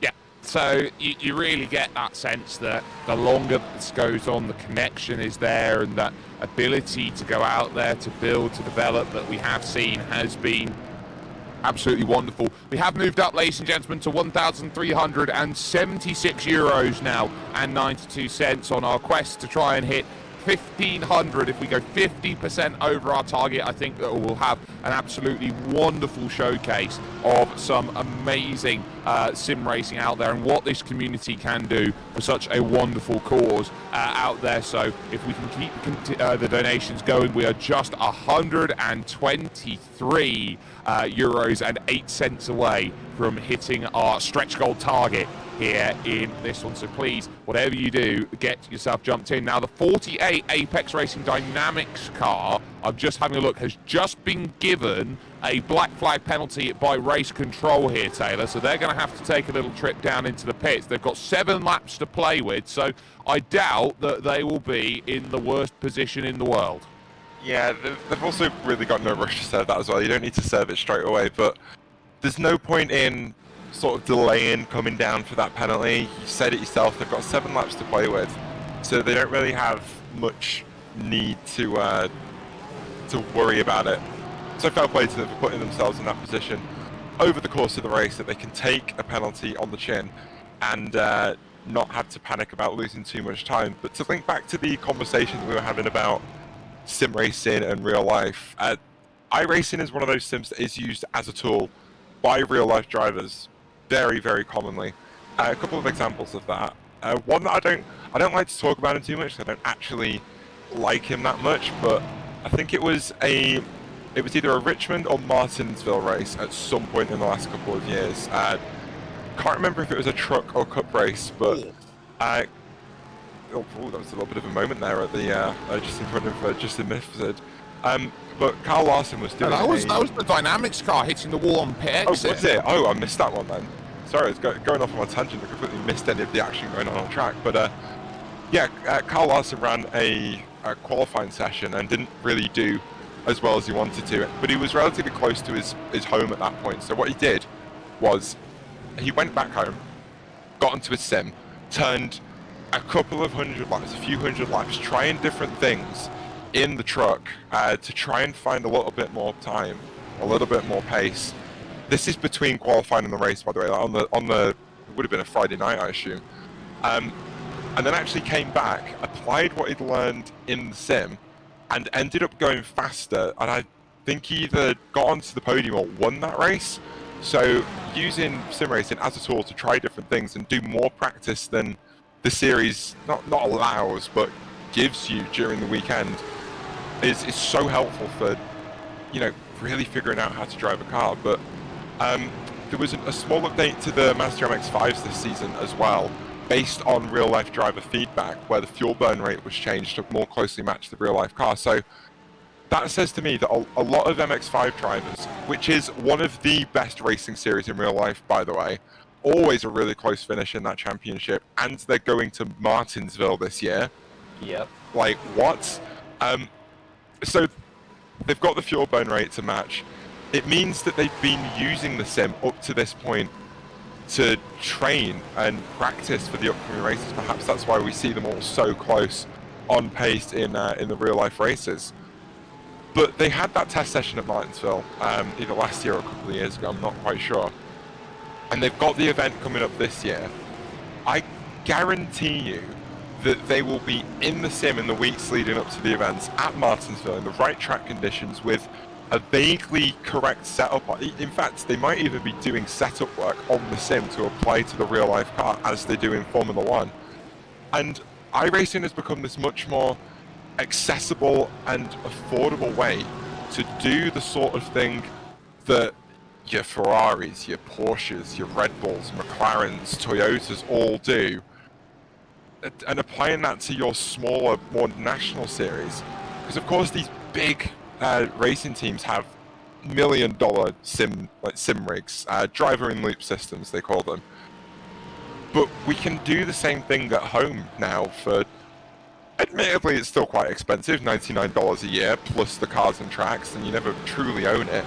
But iRacing has become such a useful tool that all of these smaller teams and smaller national competitions are picking up on it as the driver-in-loop system of choice. And I think that's a testament to what iRacing have done, that big focus on the physics and the way you can develop strategies and setups and all that. It may not be the prettiest sim in the world, but I think it's certainly one of the most detailed and more accurate sims, despite everything that I've complained to you two about for this sim in the last 24 hours. There is so much that goes on and is so wonderful out there in terms of the effort that we see. As there goes Craig Caruana diving down the inside of Tianshan Moodley for that position, and just like that, Craig Caruana jumps through and puts the lap down on Moodley there and gets that sorted. So no real worries or dramas there, just the ability to go out and continue on with what has been a wonderful lap. And this is the point to note that we're on lap 757. We should have done this about 20 laps ago. There's course here, Caitlin, right next to Daytona International Speedway, just so happens to be an airport. 757, yes, I get it. Interesting. I'm afraid I'm not a big plane nerd, so I can't really follow on from that, but... Taylor, plane nerd? Yeah, 100%. I play DCS every now and again. Okay. Go talk planes for 5 minutes. Oh my god, it's so much fun. I mean, I don't think I've ever actually dogfought anyone in sim yet, but yeah, I've certainly done practice bombing runs in like an F-16 and F-18 was my newest pickup, and a Harrier as well, because DCS has the Typhoon coming to it at some point. And oh my goodness, I'm so excited for that. That is like my favourite plane in the entire world. It blew my mind when I saw it for the first time as a kid. Well, there you have it. There's some wonderful planes, of course, both military and non-military. They do the big zoom, Jake. They do the big zoom. They do a very big zoom. You are correct that they do a rather large zoom. And we're seeing maybe a little bit of a lesser zoom. Look at that, we've equaled it out. We have balanced a little bit. We've made it all nice and square. Currently 1,401 euros. We are 99 euros away from our goal, and you've got an hour and 15 minutes to strike that number that we're looking for, that stretch goal. Thank you so much for all your donations that you're putting through, and apparently planes get donations is what we're hearing out there at this moment in time, just because of the way that we have been all working forward. Of course, that gap's still 1 minute and 2 seconds at the front. Chris Lowers and Matthew Scarry pretty much matching each other, both doing 146 flats over the course of that last lap, Caitlin, and so because of that, I think it's pretty well set that, barring a bit of catastrophe for the number 71 team, that 226 team is on the wrong side of Lady Luck and should be due into pit, we would expect, in the next 4 laps or so. Yeah, I mean, still an endurance race. It's a cliche that there's still a long way to go, but there really is. Until you can see the checkered flag, you can't rest on your laurels. And it's still interesting to me that Intercomp is right with the 71 on track, less than 10 seconds separating them on the road, as there has been for quite a lot of the race actually. And they're just reaching a little bit of traffic. They've got the BMW up ahead of them. We're currently watching the Porsche of Craig Caruana, Apex Racing Dynamics, who have just overtaken Tiashan Moodley's Throttle Junkies car. Rather large dive down into turn 1, as we've seen that car pulling quite a lot of the time. They're clearly very confident on the brakes down into that corner. And yes, the 226 now does come into the pits, so that's the second place car in the pit lane, making their mandatory stop at around about the right time that we were expecting. I have a little bit to add about the MX-5 thing that you were saying as well. MX-5, of course, has, I mean, it's one of the base cars that you get in iRacing. It's one of the most popular series on the whole platform. And one of the current championship leaders of the Master MX-5 Cup in the United States is a man called Gresham Wagner.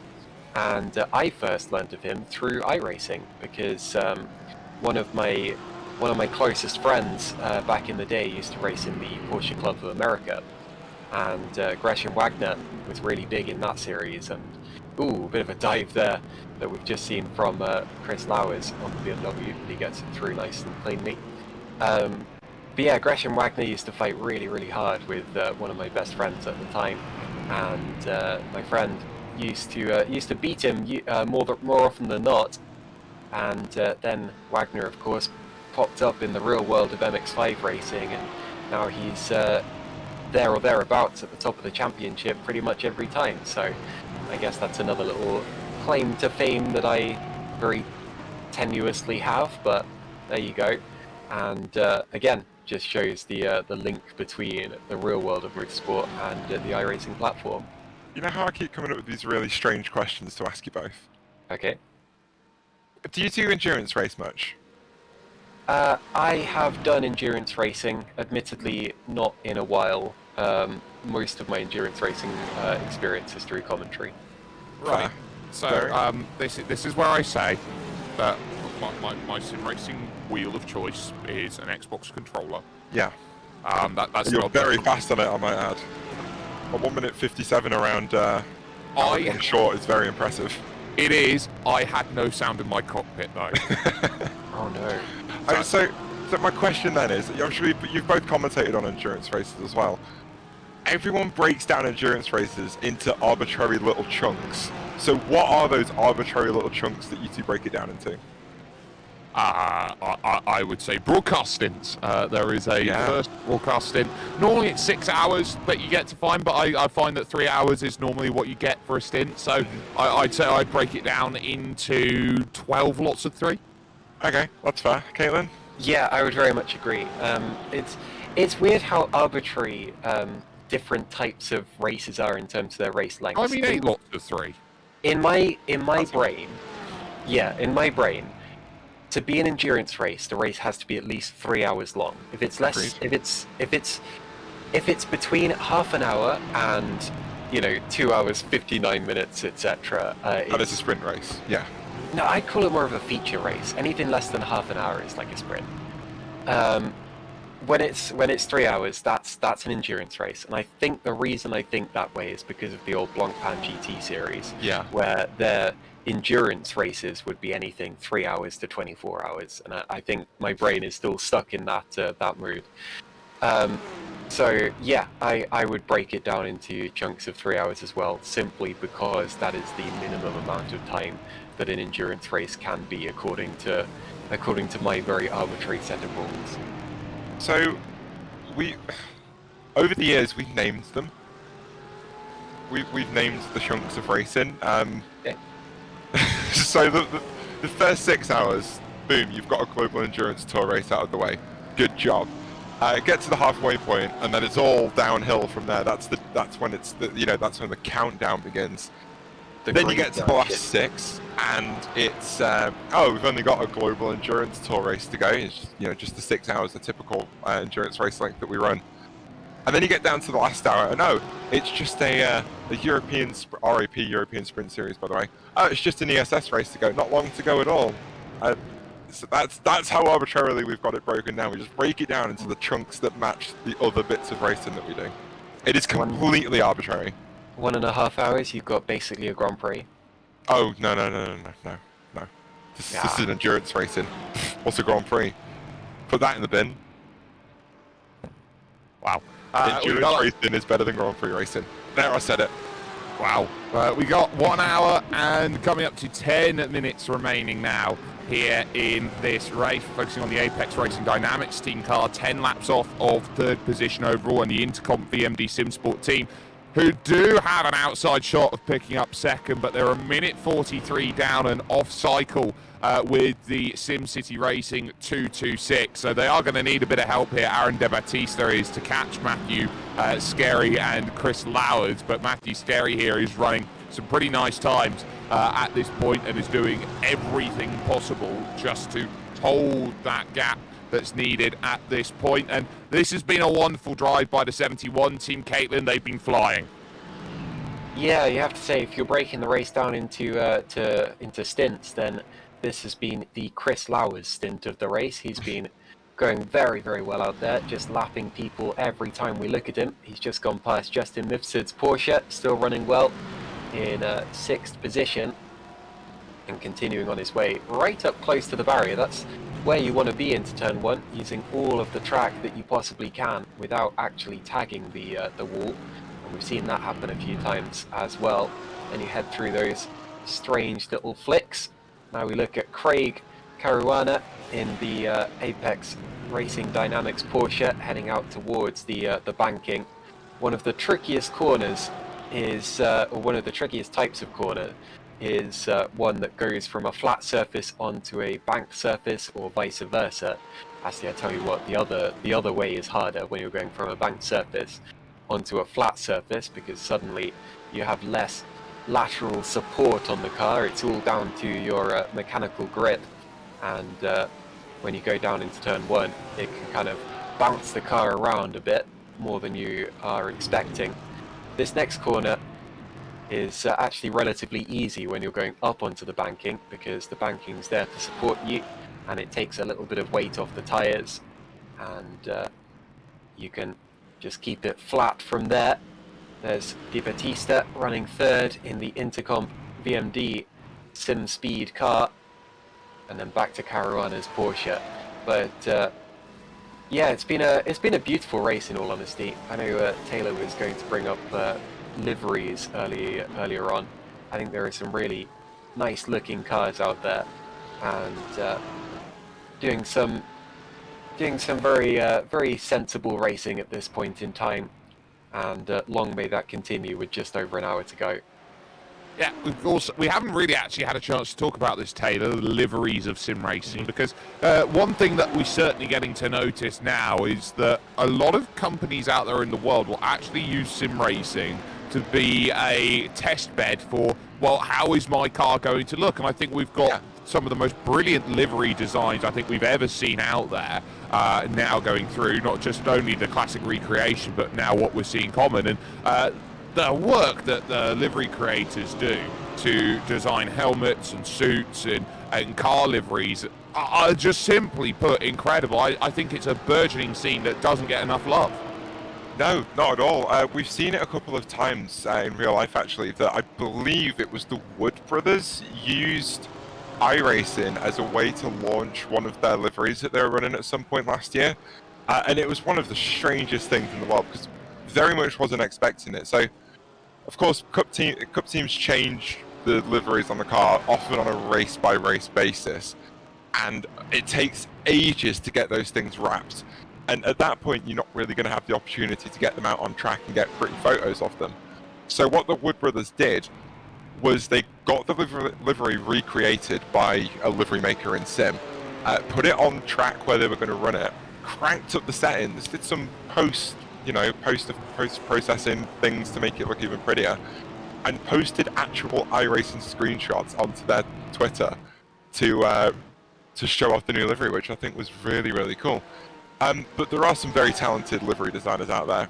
Shout out to Drive Through Designs, Davin, who does a lot of hard work, takes commissions as well, so if you want to get some work done, Davin's your guy to go to.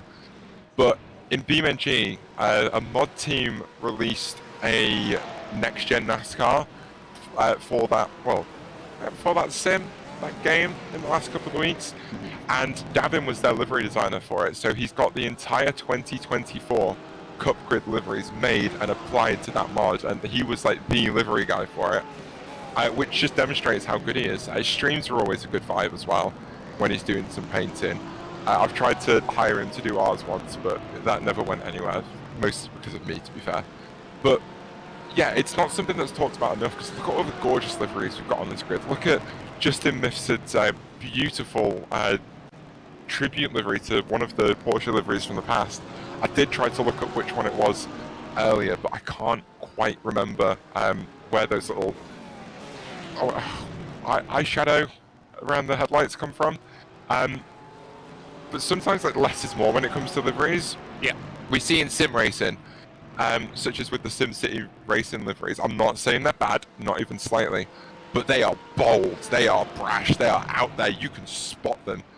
Which isn't the sort of thing that you see a lot of real-life teams going for. They tend to go for something a little bit simpler, but of course, in Sim, we've got a little bit more time to work on it, we can get all the tessellations right, and of course we've got a little bit more cross-panel work to do that makes things a little bit more difficult, but there are some really nice, complicated liveries that do get put on these sorts of cars. But sometimes it just give the livery a chance to breathe, take a breath, and just let it be 2 or 3 block colours. That's the rule that I go for when I'm making my team's liveries. At the moment, the cars are base colour and black. That is it. Then stick the sponsors on it, and they look great. I say base colour because one thing that I really dislike about endurance teams nowadays in Sim is they just have identical liveries across both of the cars. It makes it so difficult to tell them apart. It was an old joke back in the WEC when Jota were running LMP2s that it was nigh on impossible to tell their 2 LMP2s apart. So they jokingly put together a little pamphlet that they gave to Martin Haven and Graham Goodwin that that showed the differences between the 2 cars to make it easier to pick between the 2. Posted that one on Twitter as well, and that one went viral almost straight away. That was really, really good fun. And I really, really loved that. That was a really cool little thing. But yeah, just liveries that you don't need to go overcomplicated, but if you can make a really good complex livery, they look absolutely stunning. I love what SimCity Racing have done. Yeah, there's certainly some great designs out there, and we'll get to talk about those as we take a very quick little listen to the engines. When we come back, the final hour's worth of running is going to put itself into play, and we are going to be all for it. You are watching, of course, the 24 Hours Endurance Race in aid of Puttinu Cares Foundation.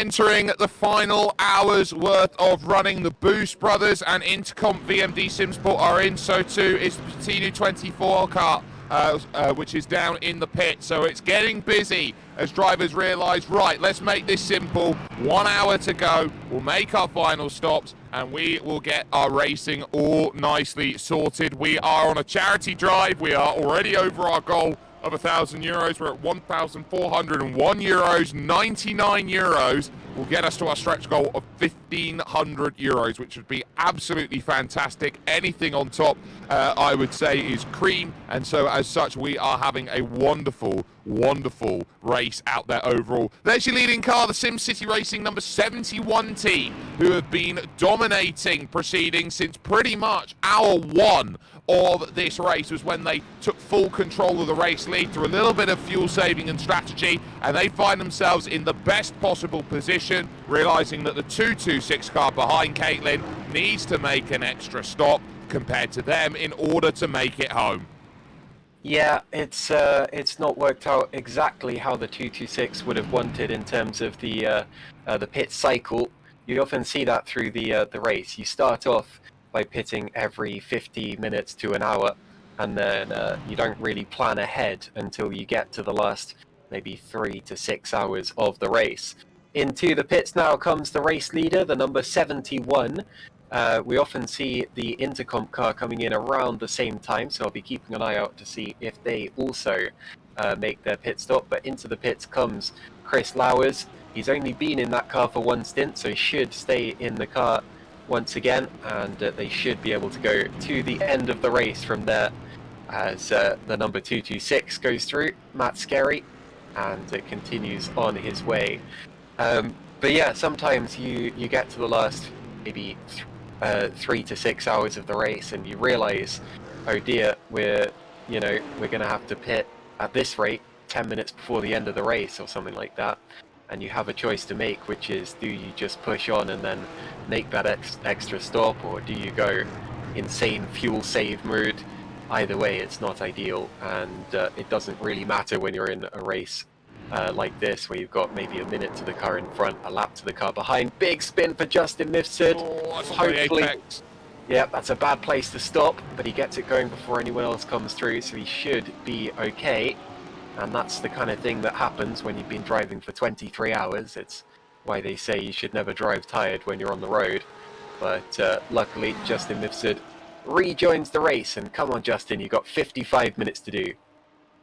Yeah, that was just a balance issue, I think, out there with the way that incident happened. Taylor just knocked it through the first corner all right, and then realised that he hadn't quite slowed it down enough for the second, and by the time that he'd realised, oh, I've got to slow it down, he's doing the one thing that drivers do not want to be doing out there, which is going through the Le Mans chicane, turning and braking at the same time.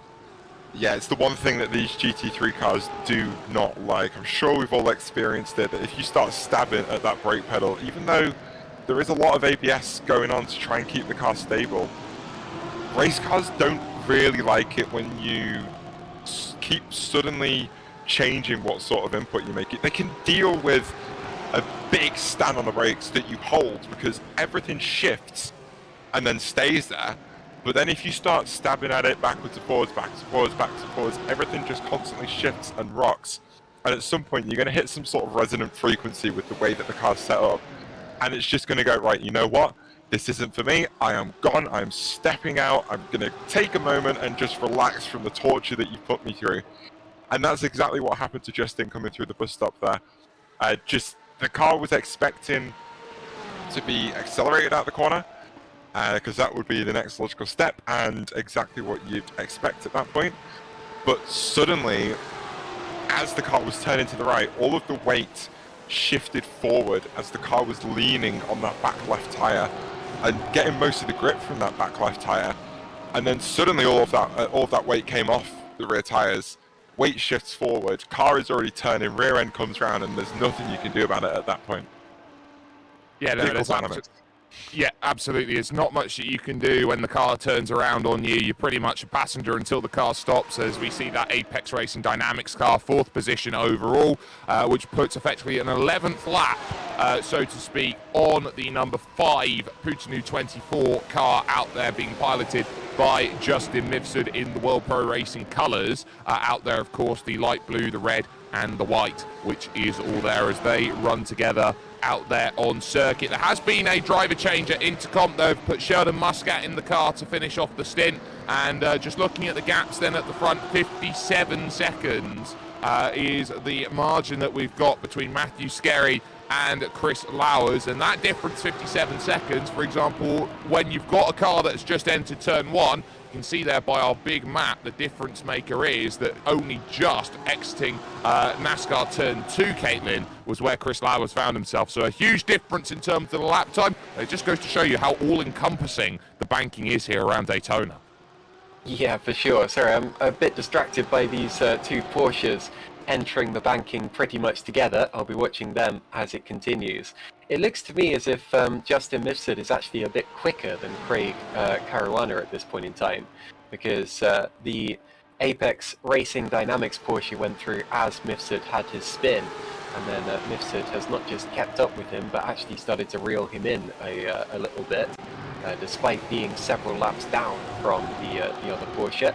That's an interesting situation where the car a few laps down is theoretically quicker, but anyway, looks like they're going to have a little battle before too long, and here they are on that all-encompassing banking that you were talking about, Jake. 38 degrees, if I remember correctly, from reading it just yesterday. That's a bit warm.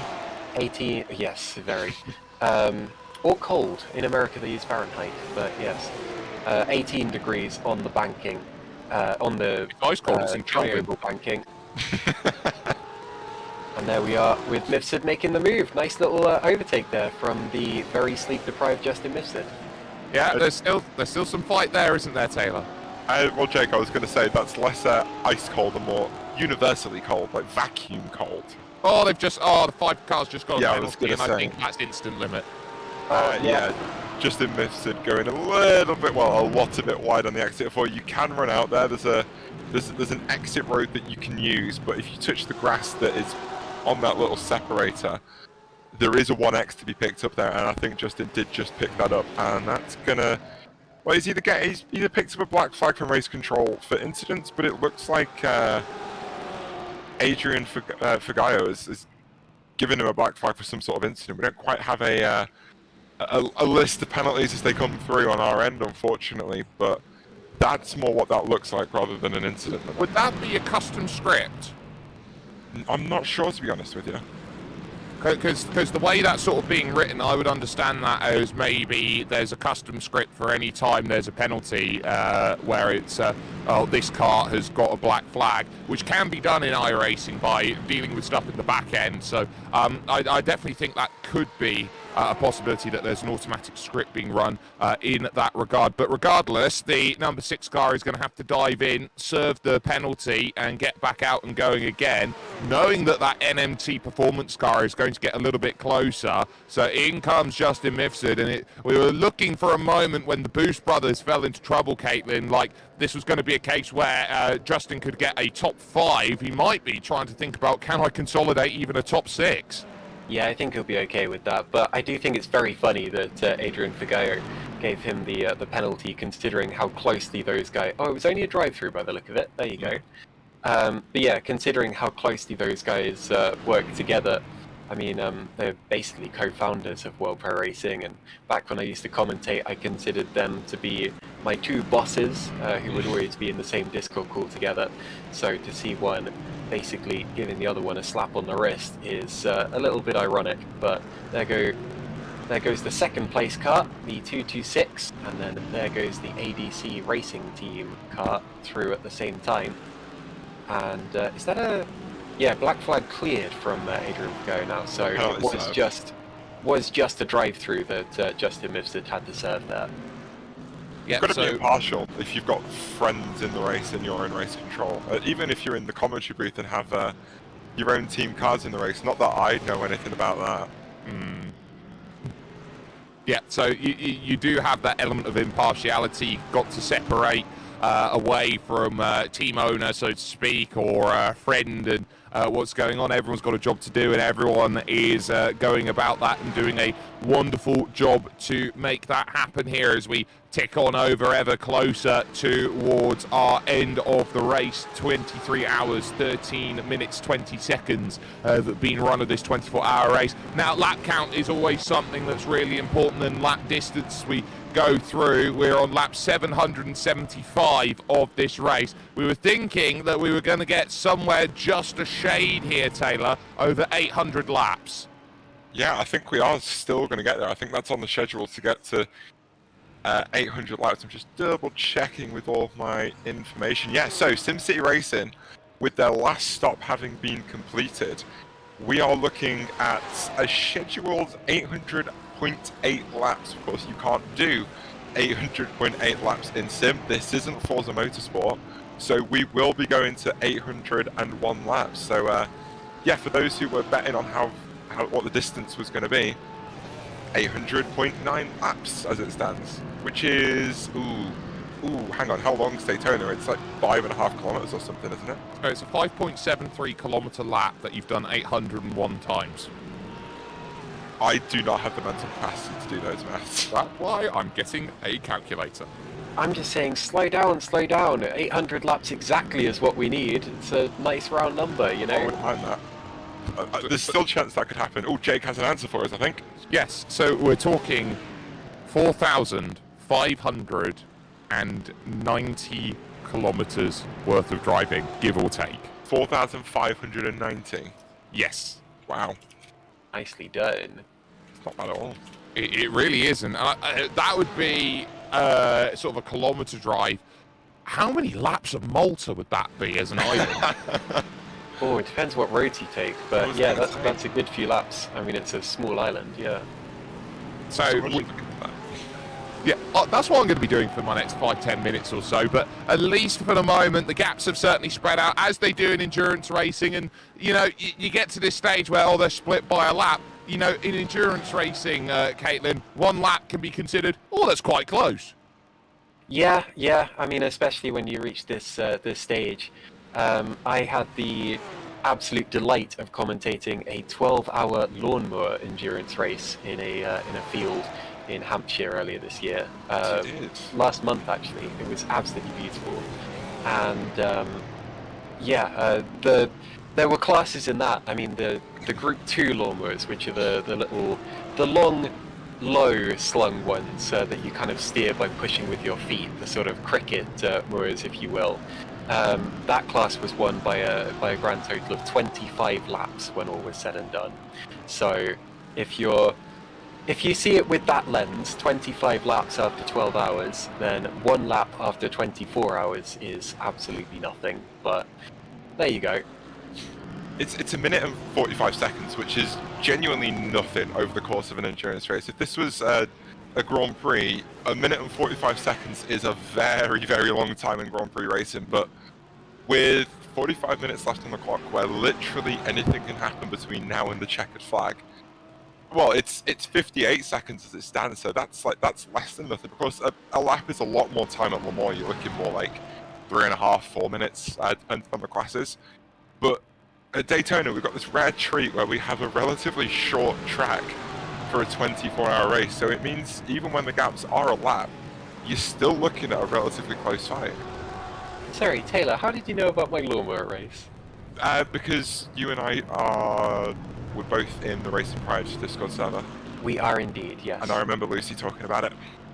And Lucy was there. She was my Yes, co-commentator. she was. Exactly. Anyway, Right, so I've come up with an idea here. We killed time perfectly.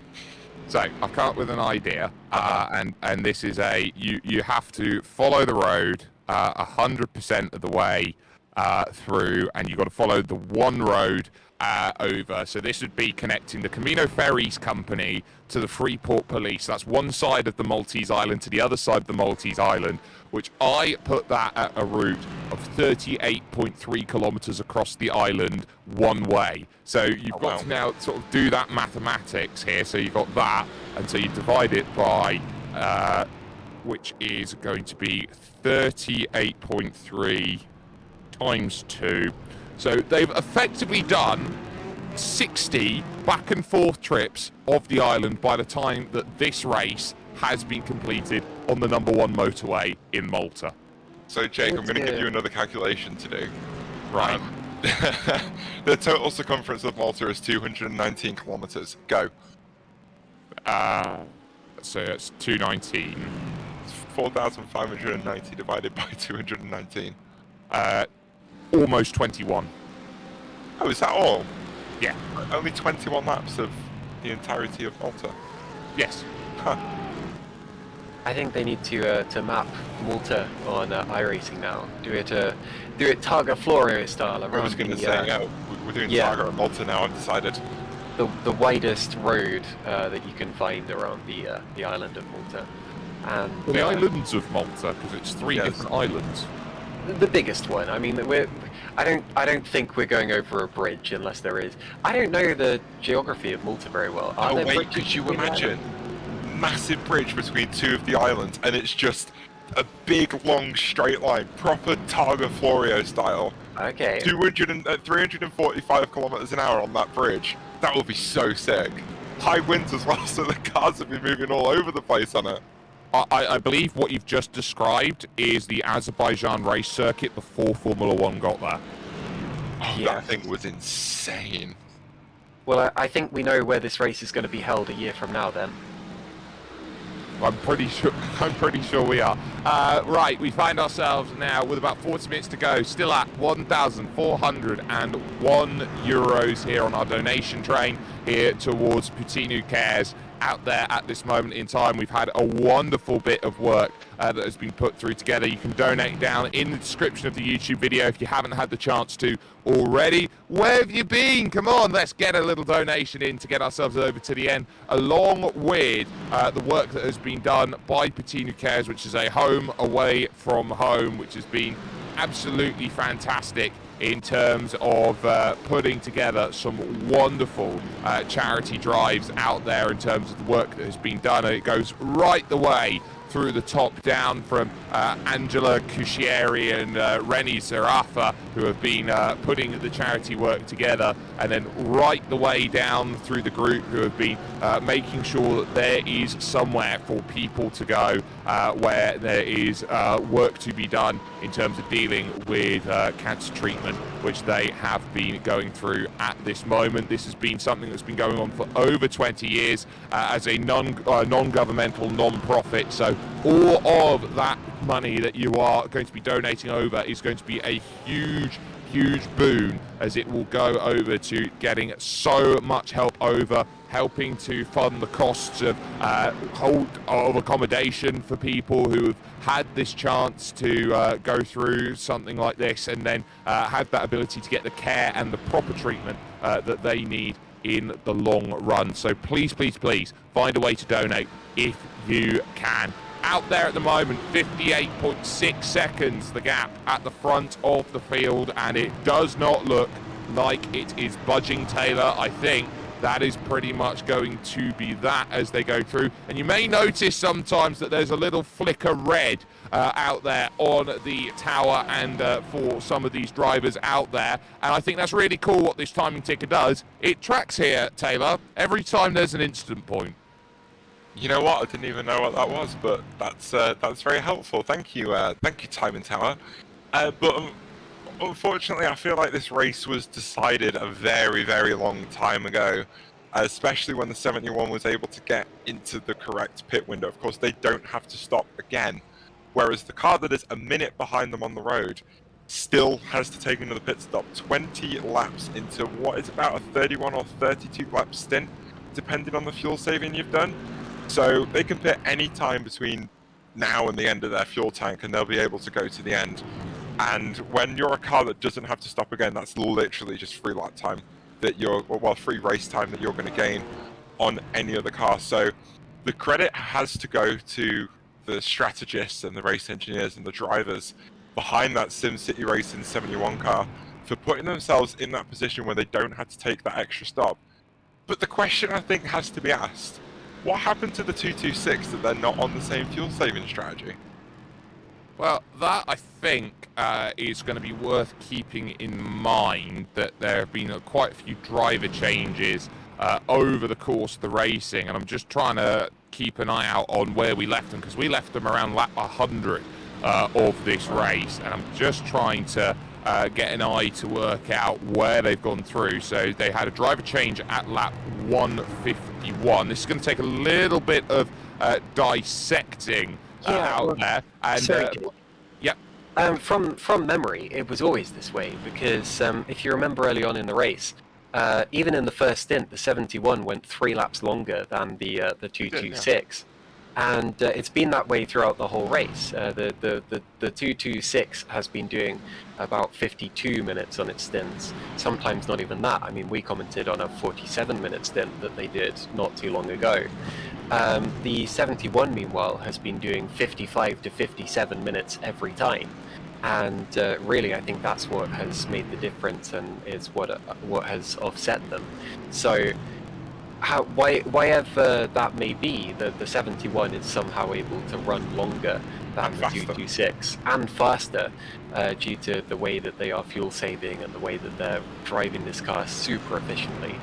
And funnily enough, there used to be a way to really aggressively fuel save in these cars, where almost conversely to real life, the best way to fuel save in a real car is to leave it in gear and just let the car roll, because that way the engine is being turned over not by the fuel being pumped in, but by the momentum that the car's already carrying. But in an effort to fuel save on iRacing, the best way to do it was to lift the clutch in, so you probably map the clutch to a button so you can just press it as you're rolling into a corner. And the lack of engine braking and the extra speed you were able to carry into the corner, and the less time you'd spend actually on throttle, was actually a better, more aggressive fuel save than just lifting off the throttle, because obviously you're rolling more speed through. And that's changed now though, and iRacing have really cracked down on that rather unrealistic way of saving fuel. And in the GT3 class, and now the GTPs, you cannot actually activate the clutch or actuate the clutch pedal above 70 kilometers an hour. So just a little tidbit there that's changed the way these drivers have to save fuel. So fuel is going to be something that's rather important, and we've seen also as well over the time when it's come to that fuel saving, Taylor, because I did want to just touch upon this point, that there's often sometimes fuel mapping that comes into play with certain machinery out there in iRacing that goes through, and it means that you can run with slightly less power to go through.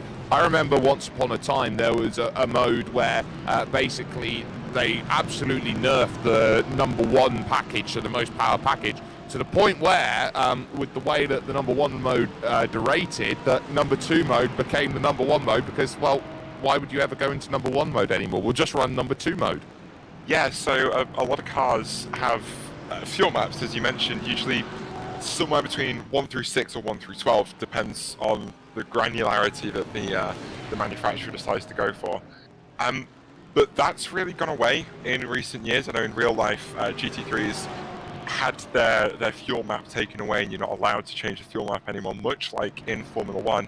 And that change has come across to the sim as well. So the only way to really save fuel nowadays is to execute that lift and coast, that LICO, as a lot of people like to call it nowadays. And it's the same thing in prototypes as well. You don't save fuel with a fuel map because you're not allowed to use fuel maps anymore. The way the GTPs do it is by using the electric motor, so you turn that power up and then you put in less fuel into the car. Makes the car save fuel. But yeah, the fuel maps are always a strange one, and they do still exist in other real life series, but it's not a tool that our drivers out on track today have actually had the chance to use, which in part I think is a bit of a shame, but I don't know, it takes a little bit out of it and gives you less to think about. And I think more calls to the driver's skill and what they're able to actually do themselves without having to rely on the electrical systems, which is something that a friend of mine will point at me and call me a hypocrite for, because I am a really big fan of traction control in endurance cars. I think it's a really important modern feature that we have, and it's something that should stay around, but he doesn't think traction control should be a thing in any race car at all. I just want to point out that we've just had the 226 car coming to make a stop.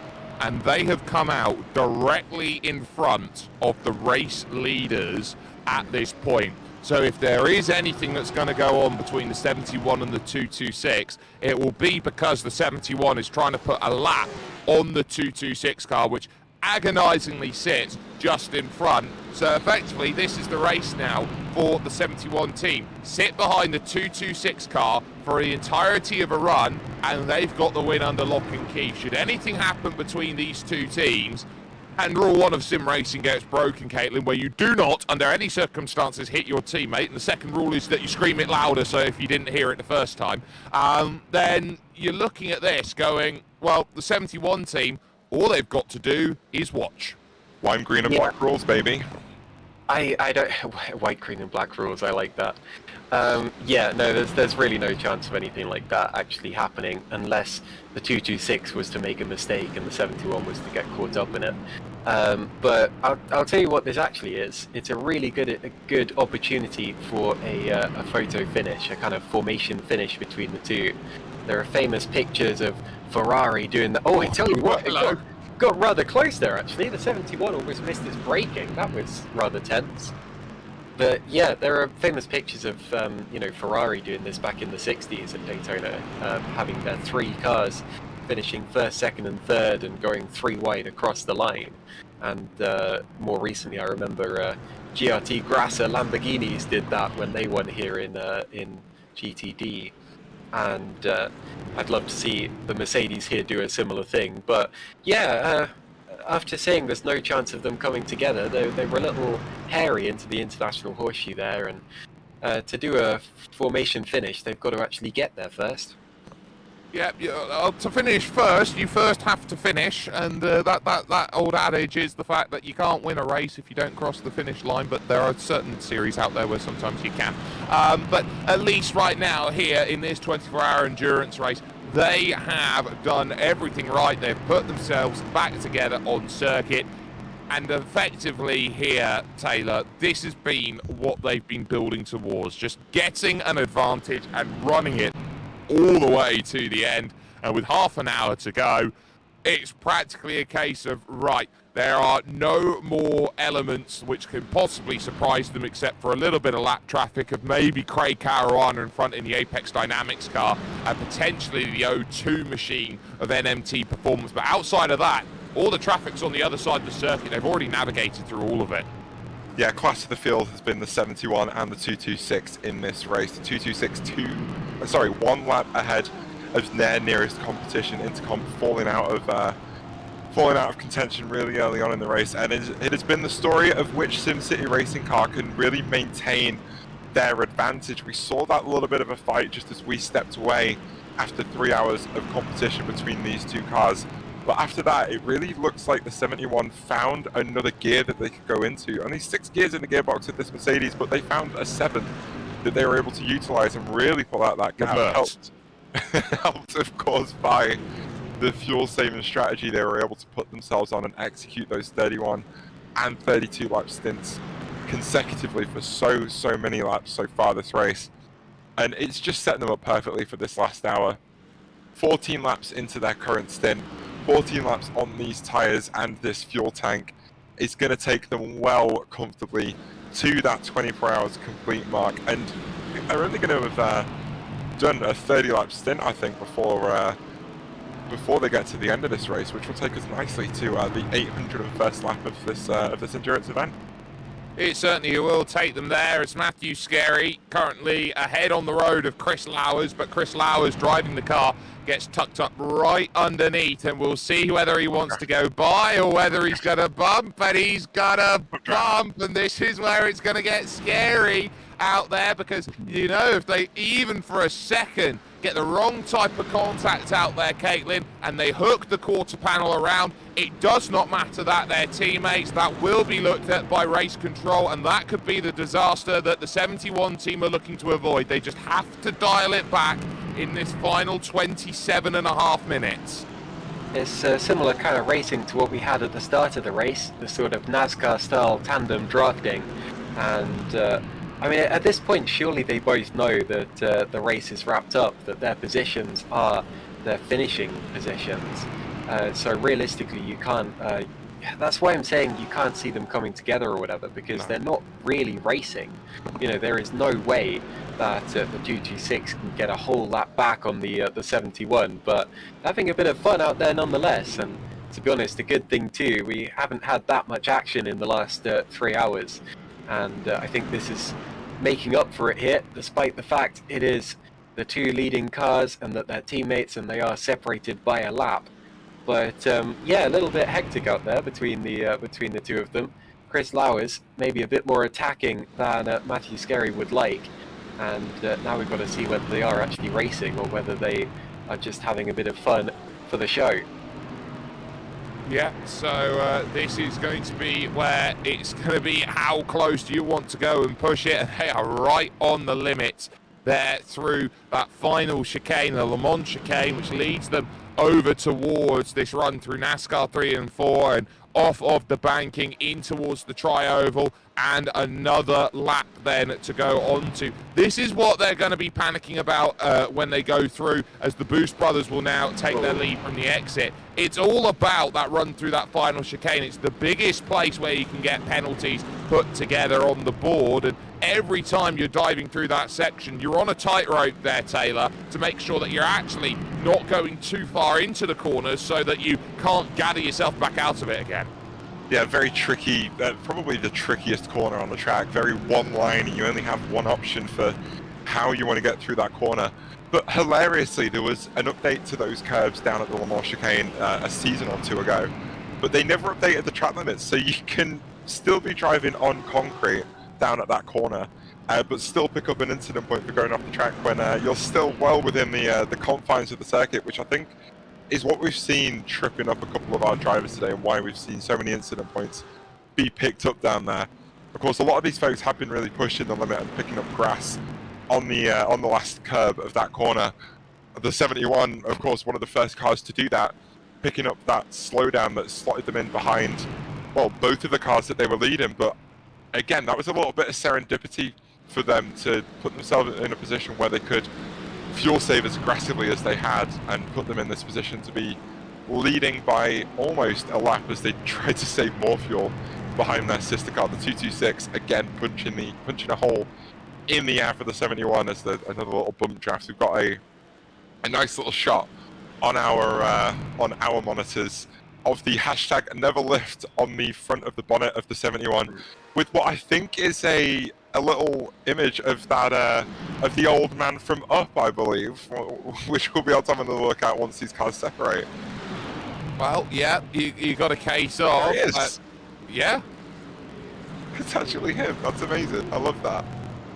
Well, you got to go up. You got to find a way to gain those places and jump an extra position or two. And I think that I think's the real key to the way that they're running this race here. Is if they are going to go and push and get what they want out of this one, Caitlin, they are going to find a way to really push. And at the moment, the only way is up for those two. And with a laps lead over the 226, 2 laps lead over the Intercom car, they've been, simply put, thoroughly professional about this charity race, and they have not stepped out of line. Yeah, I think it's very ironic that they've got hashtag never lift next to the old man from Up, because wasn't that his whole thing, that he was trying to lift? But there you go. And they've been lifting to save fuel. Yes, it's very different when it comes to... and they've been... Yeah, you're absolutely right. Yeah, very different when it comes to racing and sim racing in general. But I tell you what, they've stopped lifting now, haven't they? They're not lifting until they're literally in the tail lights of their teammate. As Tonsilus Taylor's been saying, we've been watching on our own screen the Mercedes badge getting closer and closer until we've literally got an X-ray view into the radiator of the number 71. And that's why I shouted "whoa" a minute ago, because it looked as if there was proper contact being made down the straight, and you know that's got to be worrying for the car in front. But I really do think they are just having a bit of fun now. Look at this, even more bump drafting down the straight through the tri-oval. I say straight, it's not exactly straight, but it functions the same. and then through turn 1. They're actually catching a bit of traffic here. That's the Apex Racing Dynamics car, so hopefully they keep that nice and cleanly while also racing themselves. Well, they'll have a really wonderful race out there, and they've kept it so clean. They do have that traffic in front to deal with out there, which will be a point of concern for them in the final stages. They run forward, the gaps there, you can see the positions gained over the course of the race. Qualifying pretty much set it out here today, or yesterday I should say, Taylor. Top 4 all remaining as they are, and it's only just been one position above or below for pretty much everyone else in the race, with the exception of the throttle junkies, who stay exactly where they are. Very wide for the 226 on entry to turn 7 there. Chris Lowers choosing not to go for the move, and I think trying to, stay that lap behind and save even more fuel for whatever reason, as he just pulls to the outside and tries to pick up the slipstream of the Porsche in front, as the 226 going low to get down the inside of the Le Mans chicane. But yeah, not so much movement up and down the field. As you said, one or two places for, well, not even 2 places, just 1 place gained or lost. You can see on the timing tower there, a lot of these cars maintaining the position. But interestingly, I was having a look at the timing screen earlier. I do believe for the most part, yeah, it is Mercedes sandwiching the entire field, as it has been for most of the way. 3 Mercs at the front, 3 Mercs at the rear, with a Porsche, BMW, Porsche, Corvette fill-in. So quite a tasty little sandwich. But yeah, not too many opportunities for people to move backwards and forwards in this race due to the small field. But it's been great to see everyone sticking with this race and continuing and doing it for a good cause, and a great charity that we've been racing for, and awesome to see so many cars getting to the end of this race. I can confirm the 11 ADC Racing Team car have just picked up a penalty, so as such they will have to dive into the pits and serve that, and they will do that right now. So as they hit the lane, they will be looking at how they go about their final 20 minutes or so of racing, which is available to them. And as we focus here on 1 and 2 out there in this race, the number 1 car is second in this train, the number 2 car is first in this train, which pretty much tells you it's very confusing out there as they look exactly the same. This is very much, Caitlin, about form finish at this point, and we're hoping for a form finish as well. We're 1,401 euros out there at the moment. We're hoping to reach in the final 20 minutes 1,500 euros. So please, final push. There's a donation link in the description, either that or you can head over to Streamlabs charity and get yourself in and donating, which is going to be so very vital to us. Nice shallow line off the exit there by Chris Lowers, and is this going to be a case of I'm going to finally let you have it? Matthew Skerry is going to move over to the high side of the circuit, and just like that, a lap has been put officially on everybody in this field. Chris Lowers now has the lead by a lap for the Sim City Racing number 71. No dramas about it as they enter lap 791. It's a good job actually that blue flags are instructional, or informational rather than instructional. We were having that debate yesterday, but if they had been instructional, then Matthew Skerry would have got a penalty for that, just from sitting in front of his teammate for all of that time, and that would not have been right, of course.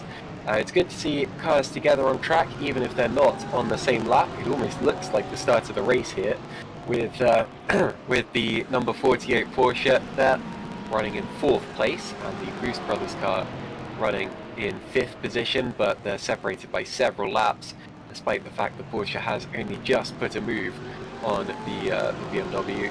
It was a move made on track, not for position.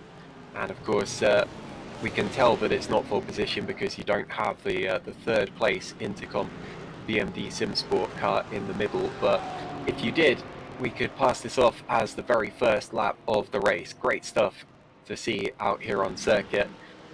They do seem to kind of clump together from time to time, probably because of the way that the drafting works and the way that you lose time when you get bunched up behind another car.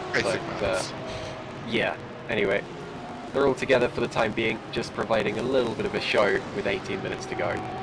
Yeah, they certainly are putting on a show, and a really nice show at that as well. Thank you very much for the donations. We're now up at 1,421 euros right now. We're just 79 euros away from what we have been hoping to see for the last 3 hours, which is €1,500.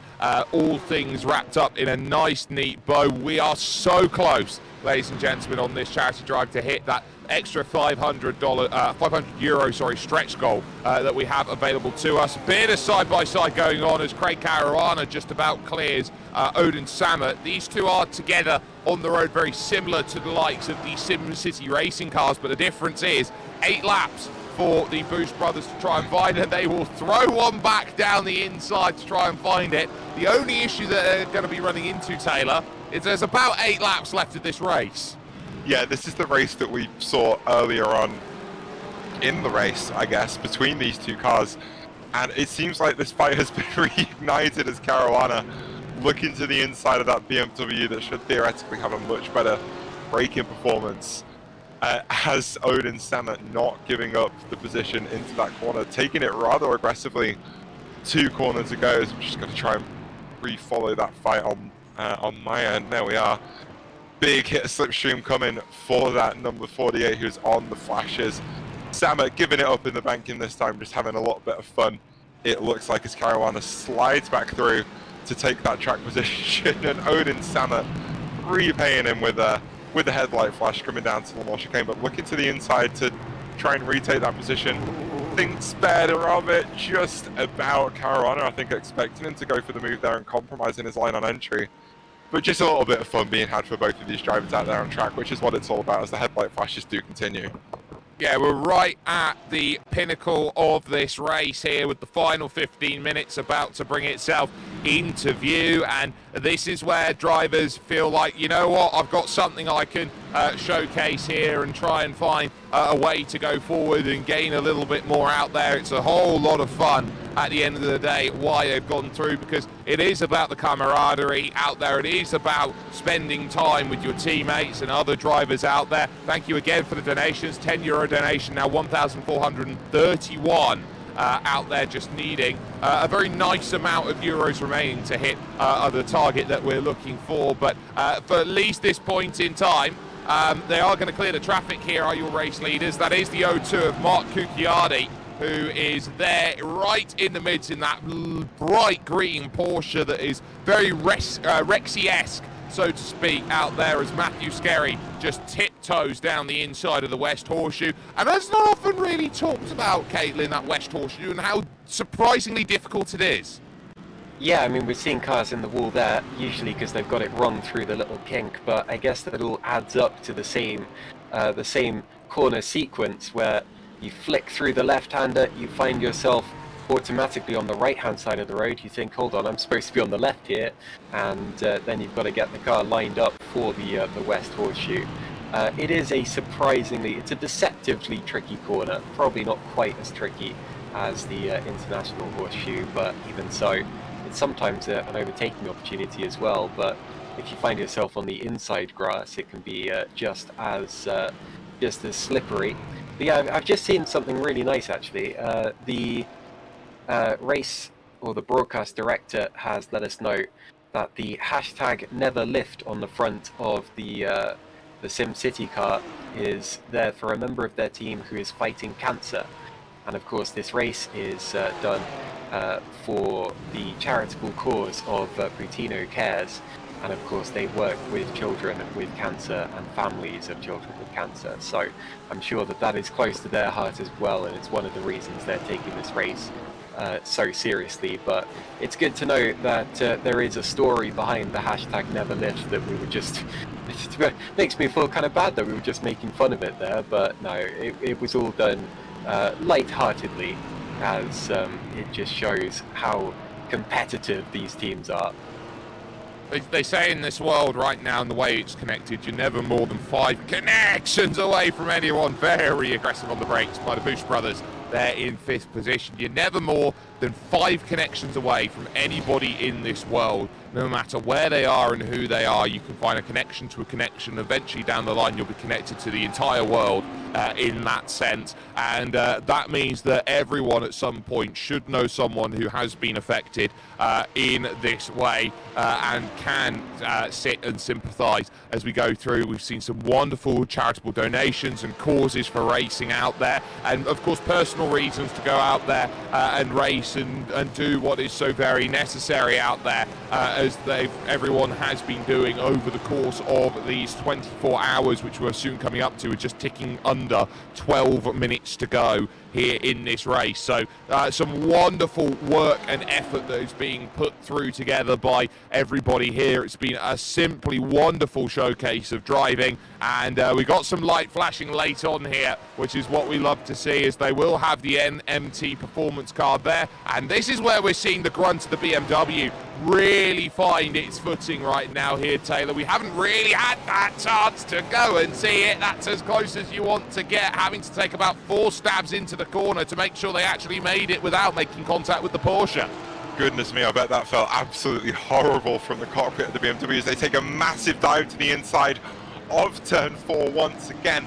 Plenty of excitement still to come in this race, and I think both of these drivers taking it in their stride to really enjoy the final minutes of this 24-hour race and pretend they're fighting for something out there on track, because that's what it's all about at the end of the day, is having fun and really enjoying what's going on as the BMW goes for a big dive down the inside once again.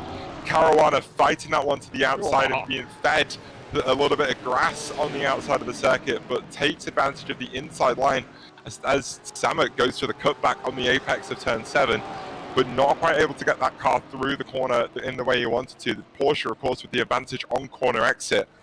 But as we get down towards the Le Mans chicane, the Porsche has got a bit of slipstream to help him out here.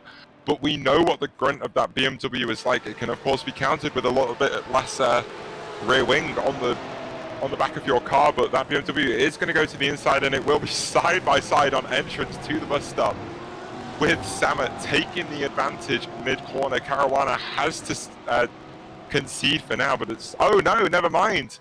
Samet's managed to pick up a slowdown at some point during that sequence, and Caruana maximizes the exit, picks up slipstream from the 0-2 in front, and now has an opportunity to run away a little bit. Yeah, and run away, he very much will. Knows that he is safe so long as he can find the finish line the way that endurance racing works. And sometimes it's a bit cruel out there, Caitlin. We've got to go back to I can't remember what year it was. I think it was 2016, where the Toyota ran out with about 5 minutes to go for the lead at Le Mans, and that pretty much said, you know what, the worst thing isn't the fact that you didn't make or that you had the issue. There's some front to rear, and there was a little bit brave by Odin Samet there, but a bit clunky in terms of pass. But it wasn't the case that it was about finishing the race. It wasn't that they didn't get to the end of the race. It was the fact that they were going to be dropped right down to the bottom of the field as unclassified for finishing the not finishing the race. It was a hot issue that year. There's different rules there, of course, where Le Mans, you have to finish under your own power. Same as in the lawnmower race I commentated, actually, the British Lawnmower Racing Association.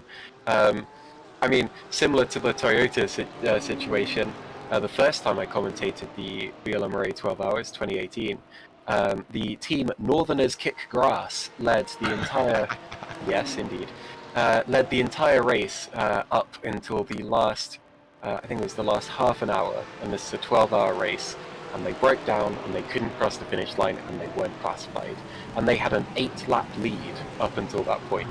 But anyway, we shouldn't see that today. I'm not sure exactly what the rules are, but these cars are all going to finish under their own power, with the exception of our single retirement, the later Buttigieg car.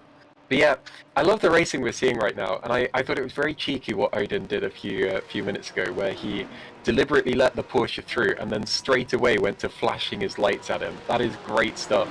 You can tell he's doing it with a smile on his face, and I'm loving that they're racing hard despite being separated by 8 laps, because at this point, let's just have fun with it.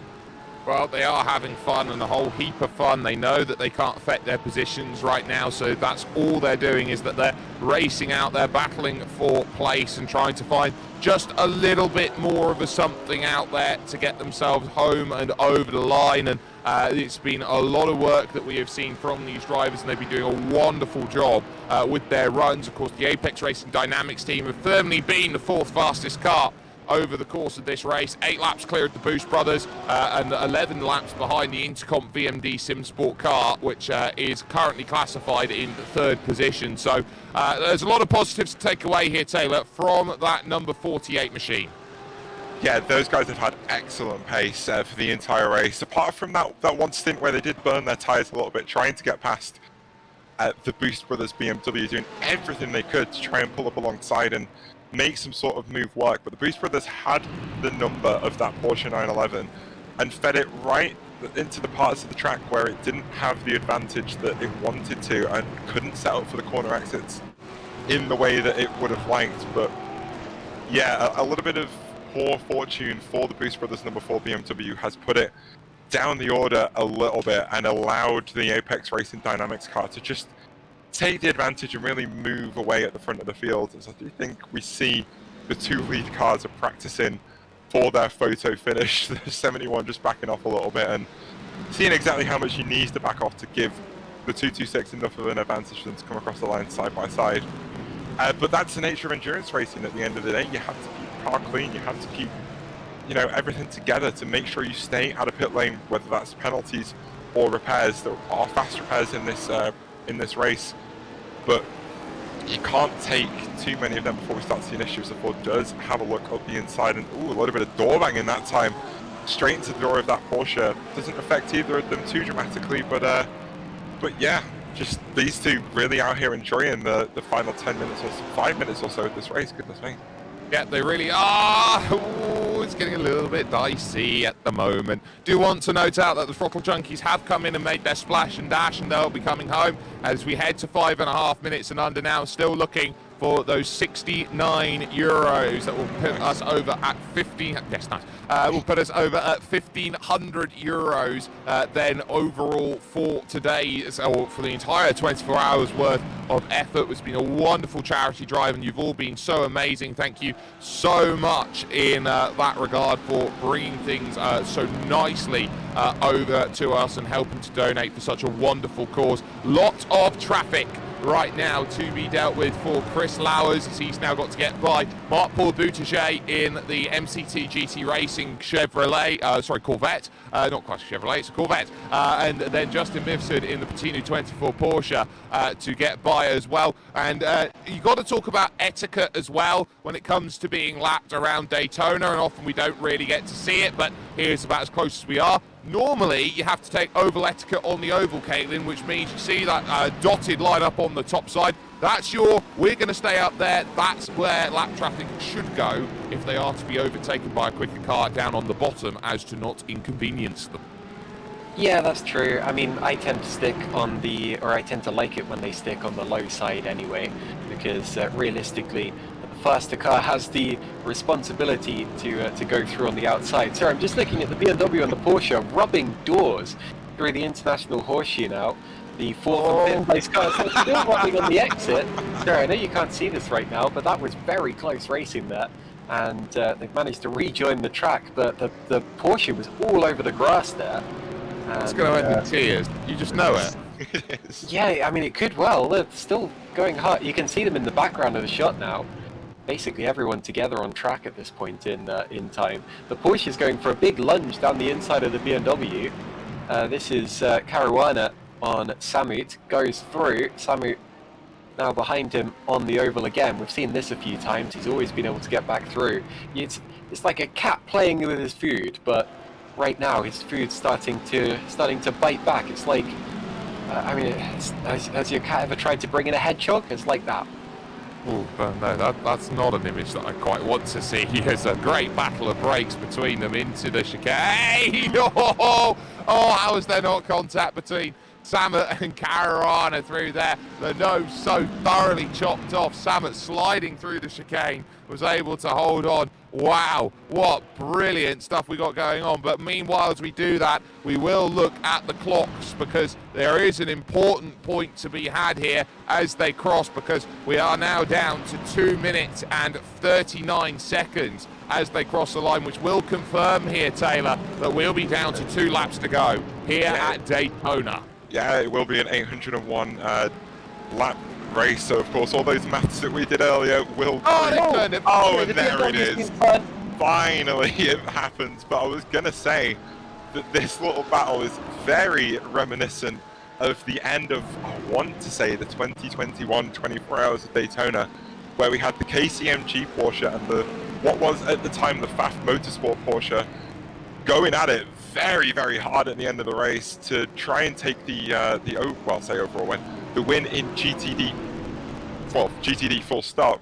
And what a battle it was, and it ended in tears that year, and it's ended in tears once again, as these two have gone way too hard in their fight against each other, and it will end in tears for the blue car, as it did in 2021, as that's got to be a penalty for Craig Caruana and the 48 crew, surely. Well, it very much might be. In fact, the number 4 car, Boost Brothers, have just been given a penalty, which I assume is for instant limit. But right now, they will have to go into a double whammy. He's going to find himself there, and as such, they will drop back and have to take the penalty. Now, the one thing they will have to note is that they shouldn't be in trouble from the Puttinu 24 car, which is 4 laps behind them. There definitely isn't enough time for that to hit, Caitlin, as we are running around the banking, and I think it's quite fitting that it's that number 5 car which is right in front of the leaders.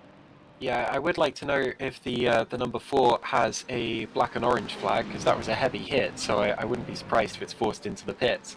But you're absolutely right. We're about to see the race leader go past Justin Mifsud as we go on to the final lap of the race now. 24 hours is about to come to a close, and it looks as if there is going to be a bit of a photo finish, not just between the top 2, but potentially everyone else as well. It is intentional. They are following intentionally.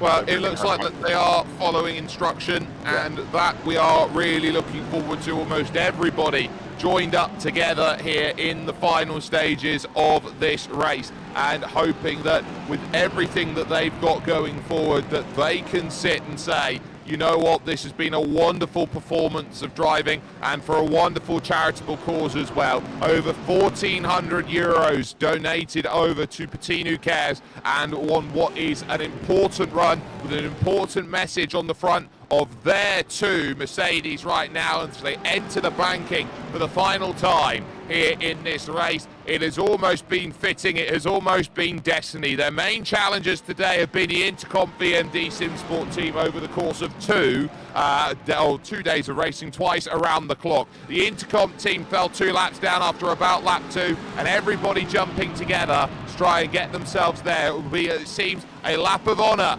then for car number 5. Of course, Justin Mifsud, who would have gone 24 hours around the clock, and a little bit more to try and find that finish, and that is something that we truly are seeing has been fantastic. They will pull into formation right now, though just behind, because Chris Lowers and Matthew Skerry will be there. The 226 car will move slightly with the 71, but it's the team of Lowers, of Ryan Skolny, of Marc-Andre Garon that will come to the line and will take the victory here in the 24 Hours Endurance race in aid of Puttinu Cares Foundation. Simply marvellous driving, and it never looked like at any point in time that it was going to be a result in doubt, Taylor. Yeah, of course, Justin Mifsud is going to have one more lap to do here, and the victorious Sim City racing cars will follow in round 4 that final lap. But yeah, pure domination from both of those cars. The only team that brought along a 2-car effort, and of course for a fantastic cause. You can see why they did bring 2 cars for it, but utter professionalism from every single driver in that team. Took this race extraordinarily seriously, as we follow Sheldon Muscat as well, the 3rd place finisher, which is nothing to shake a stick at.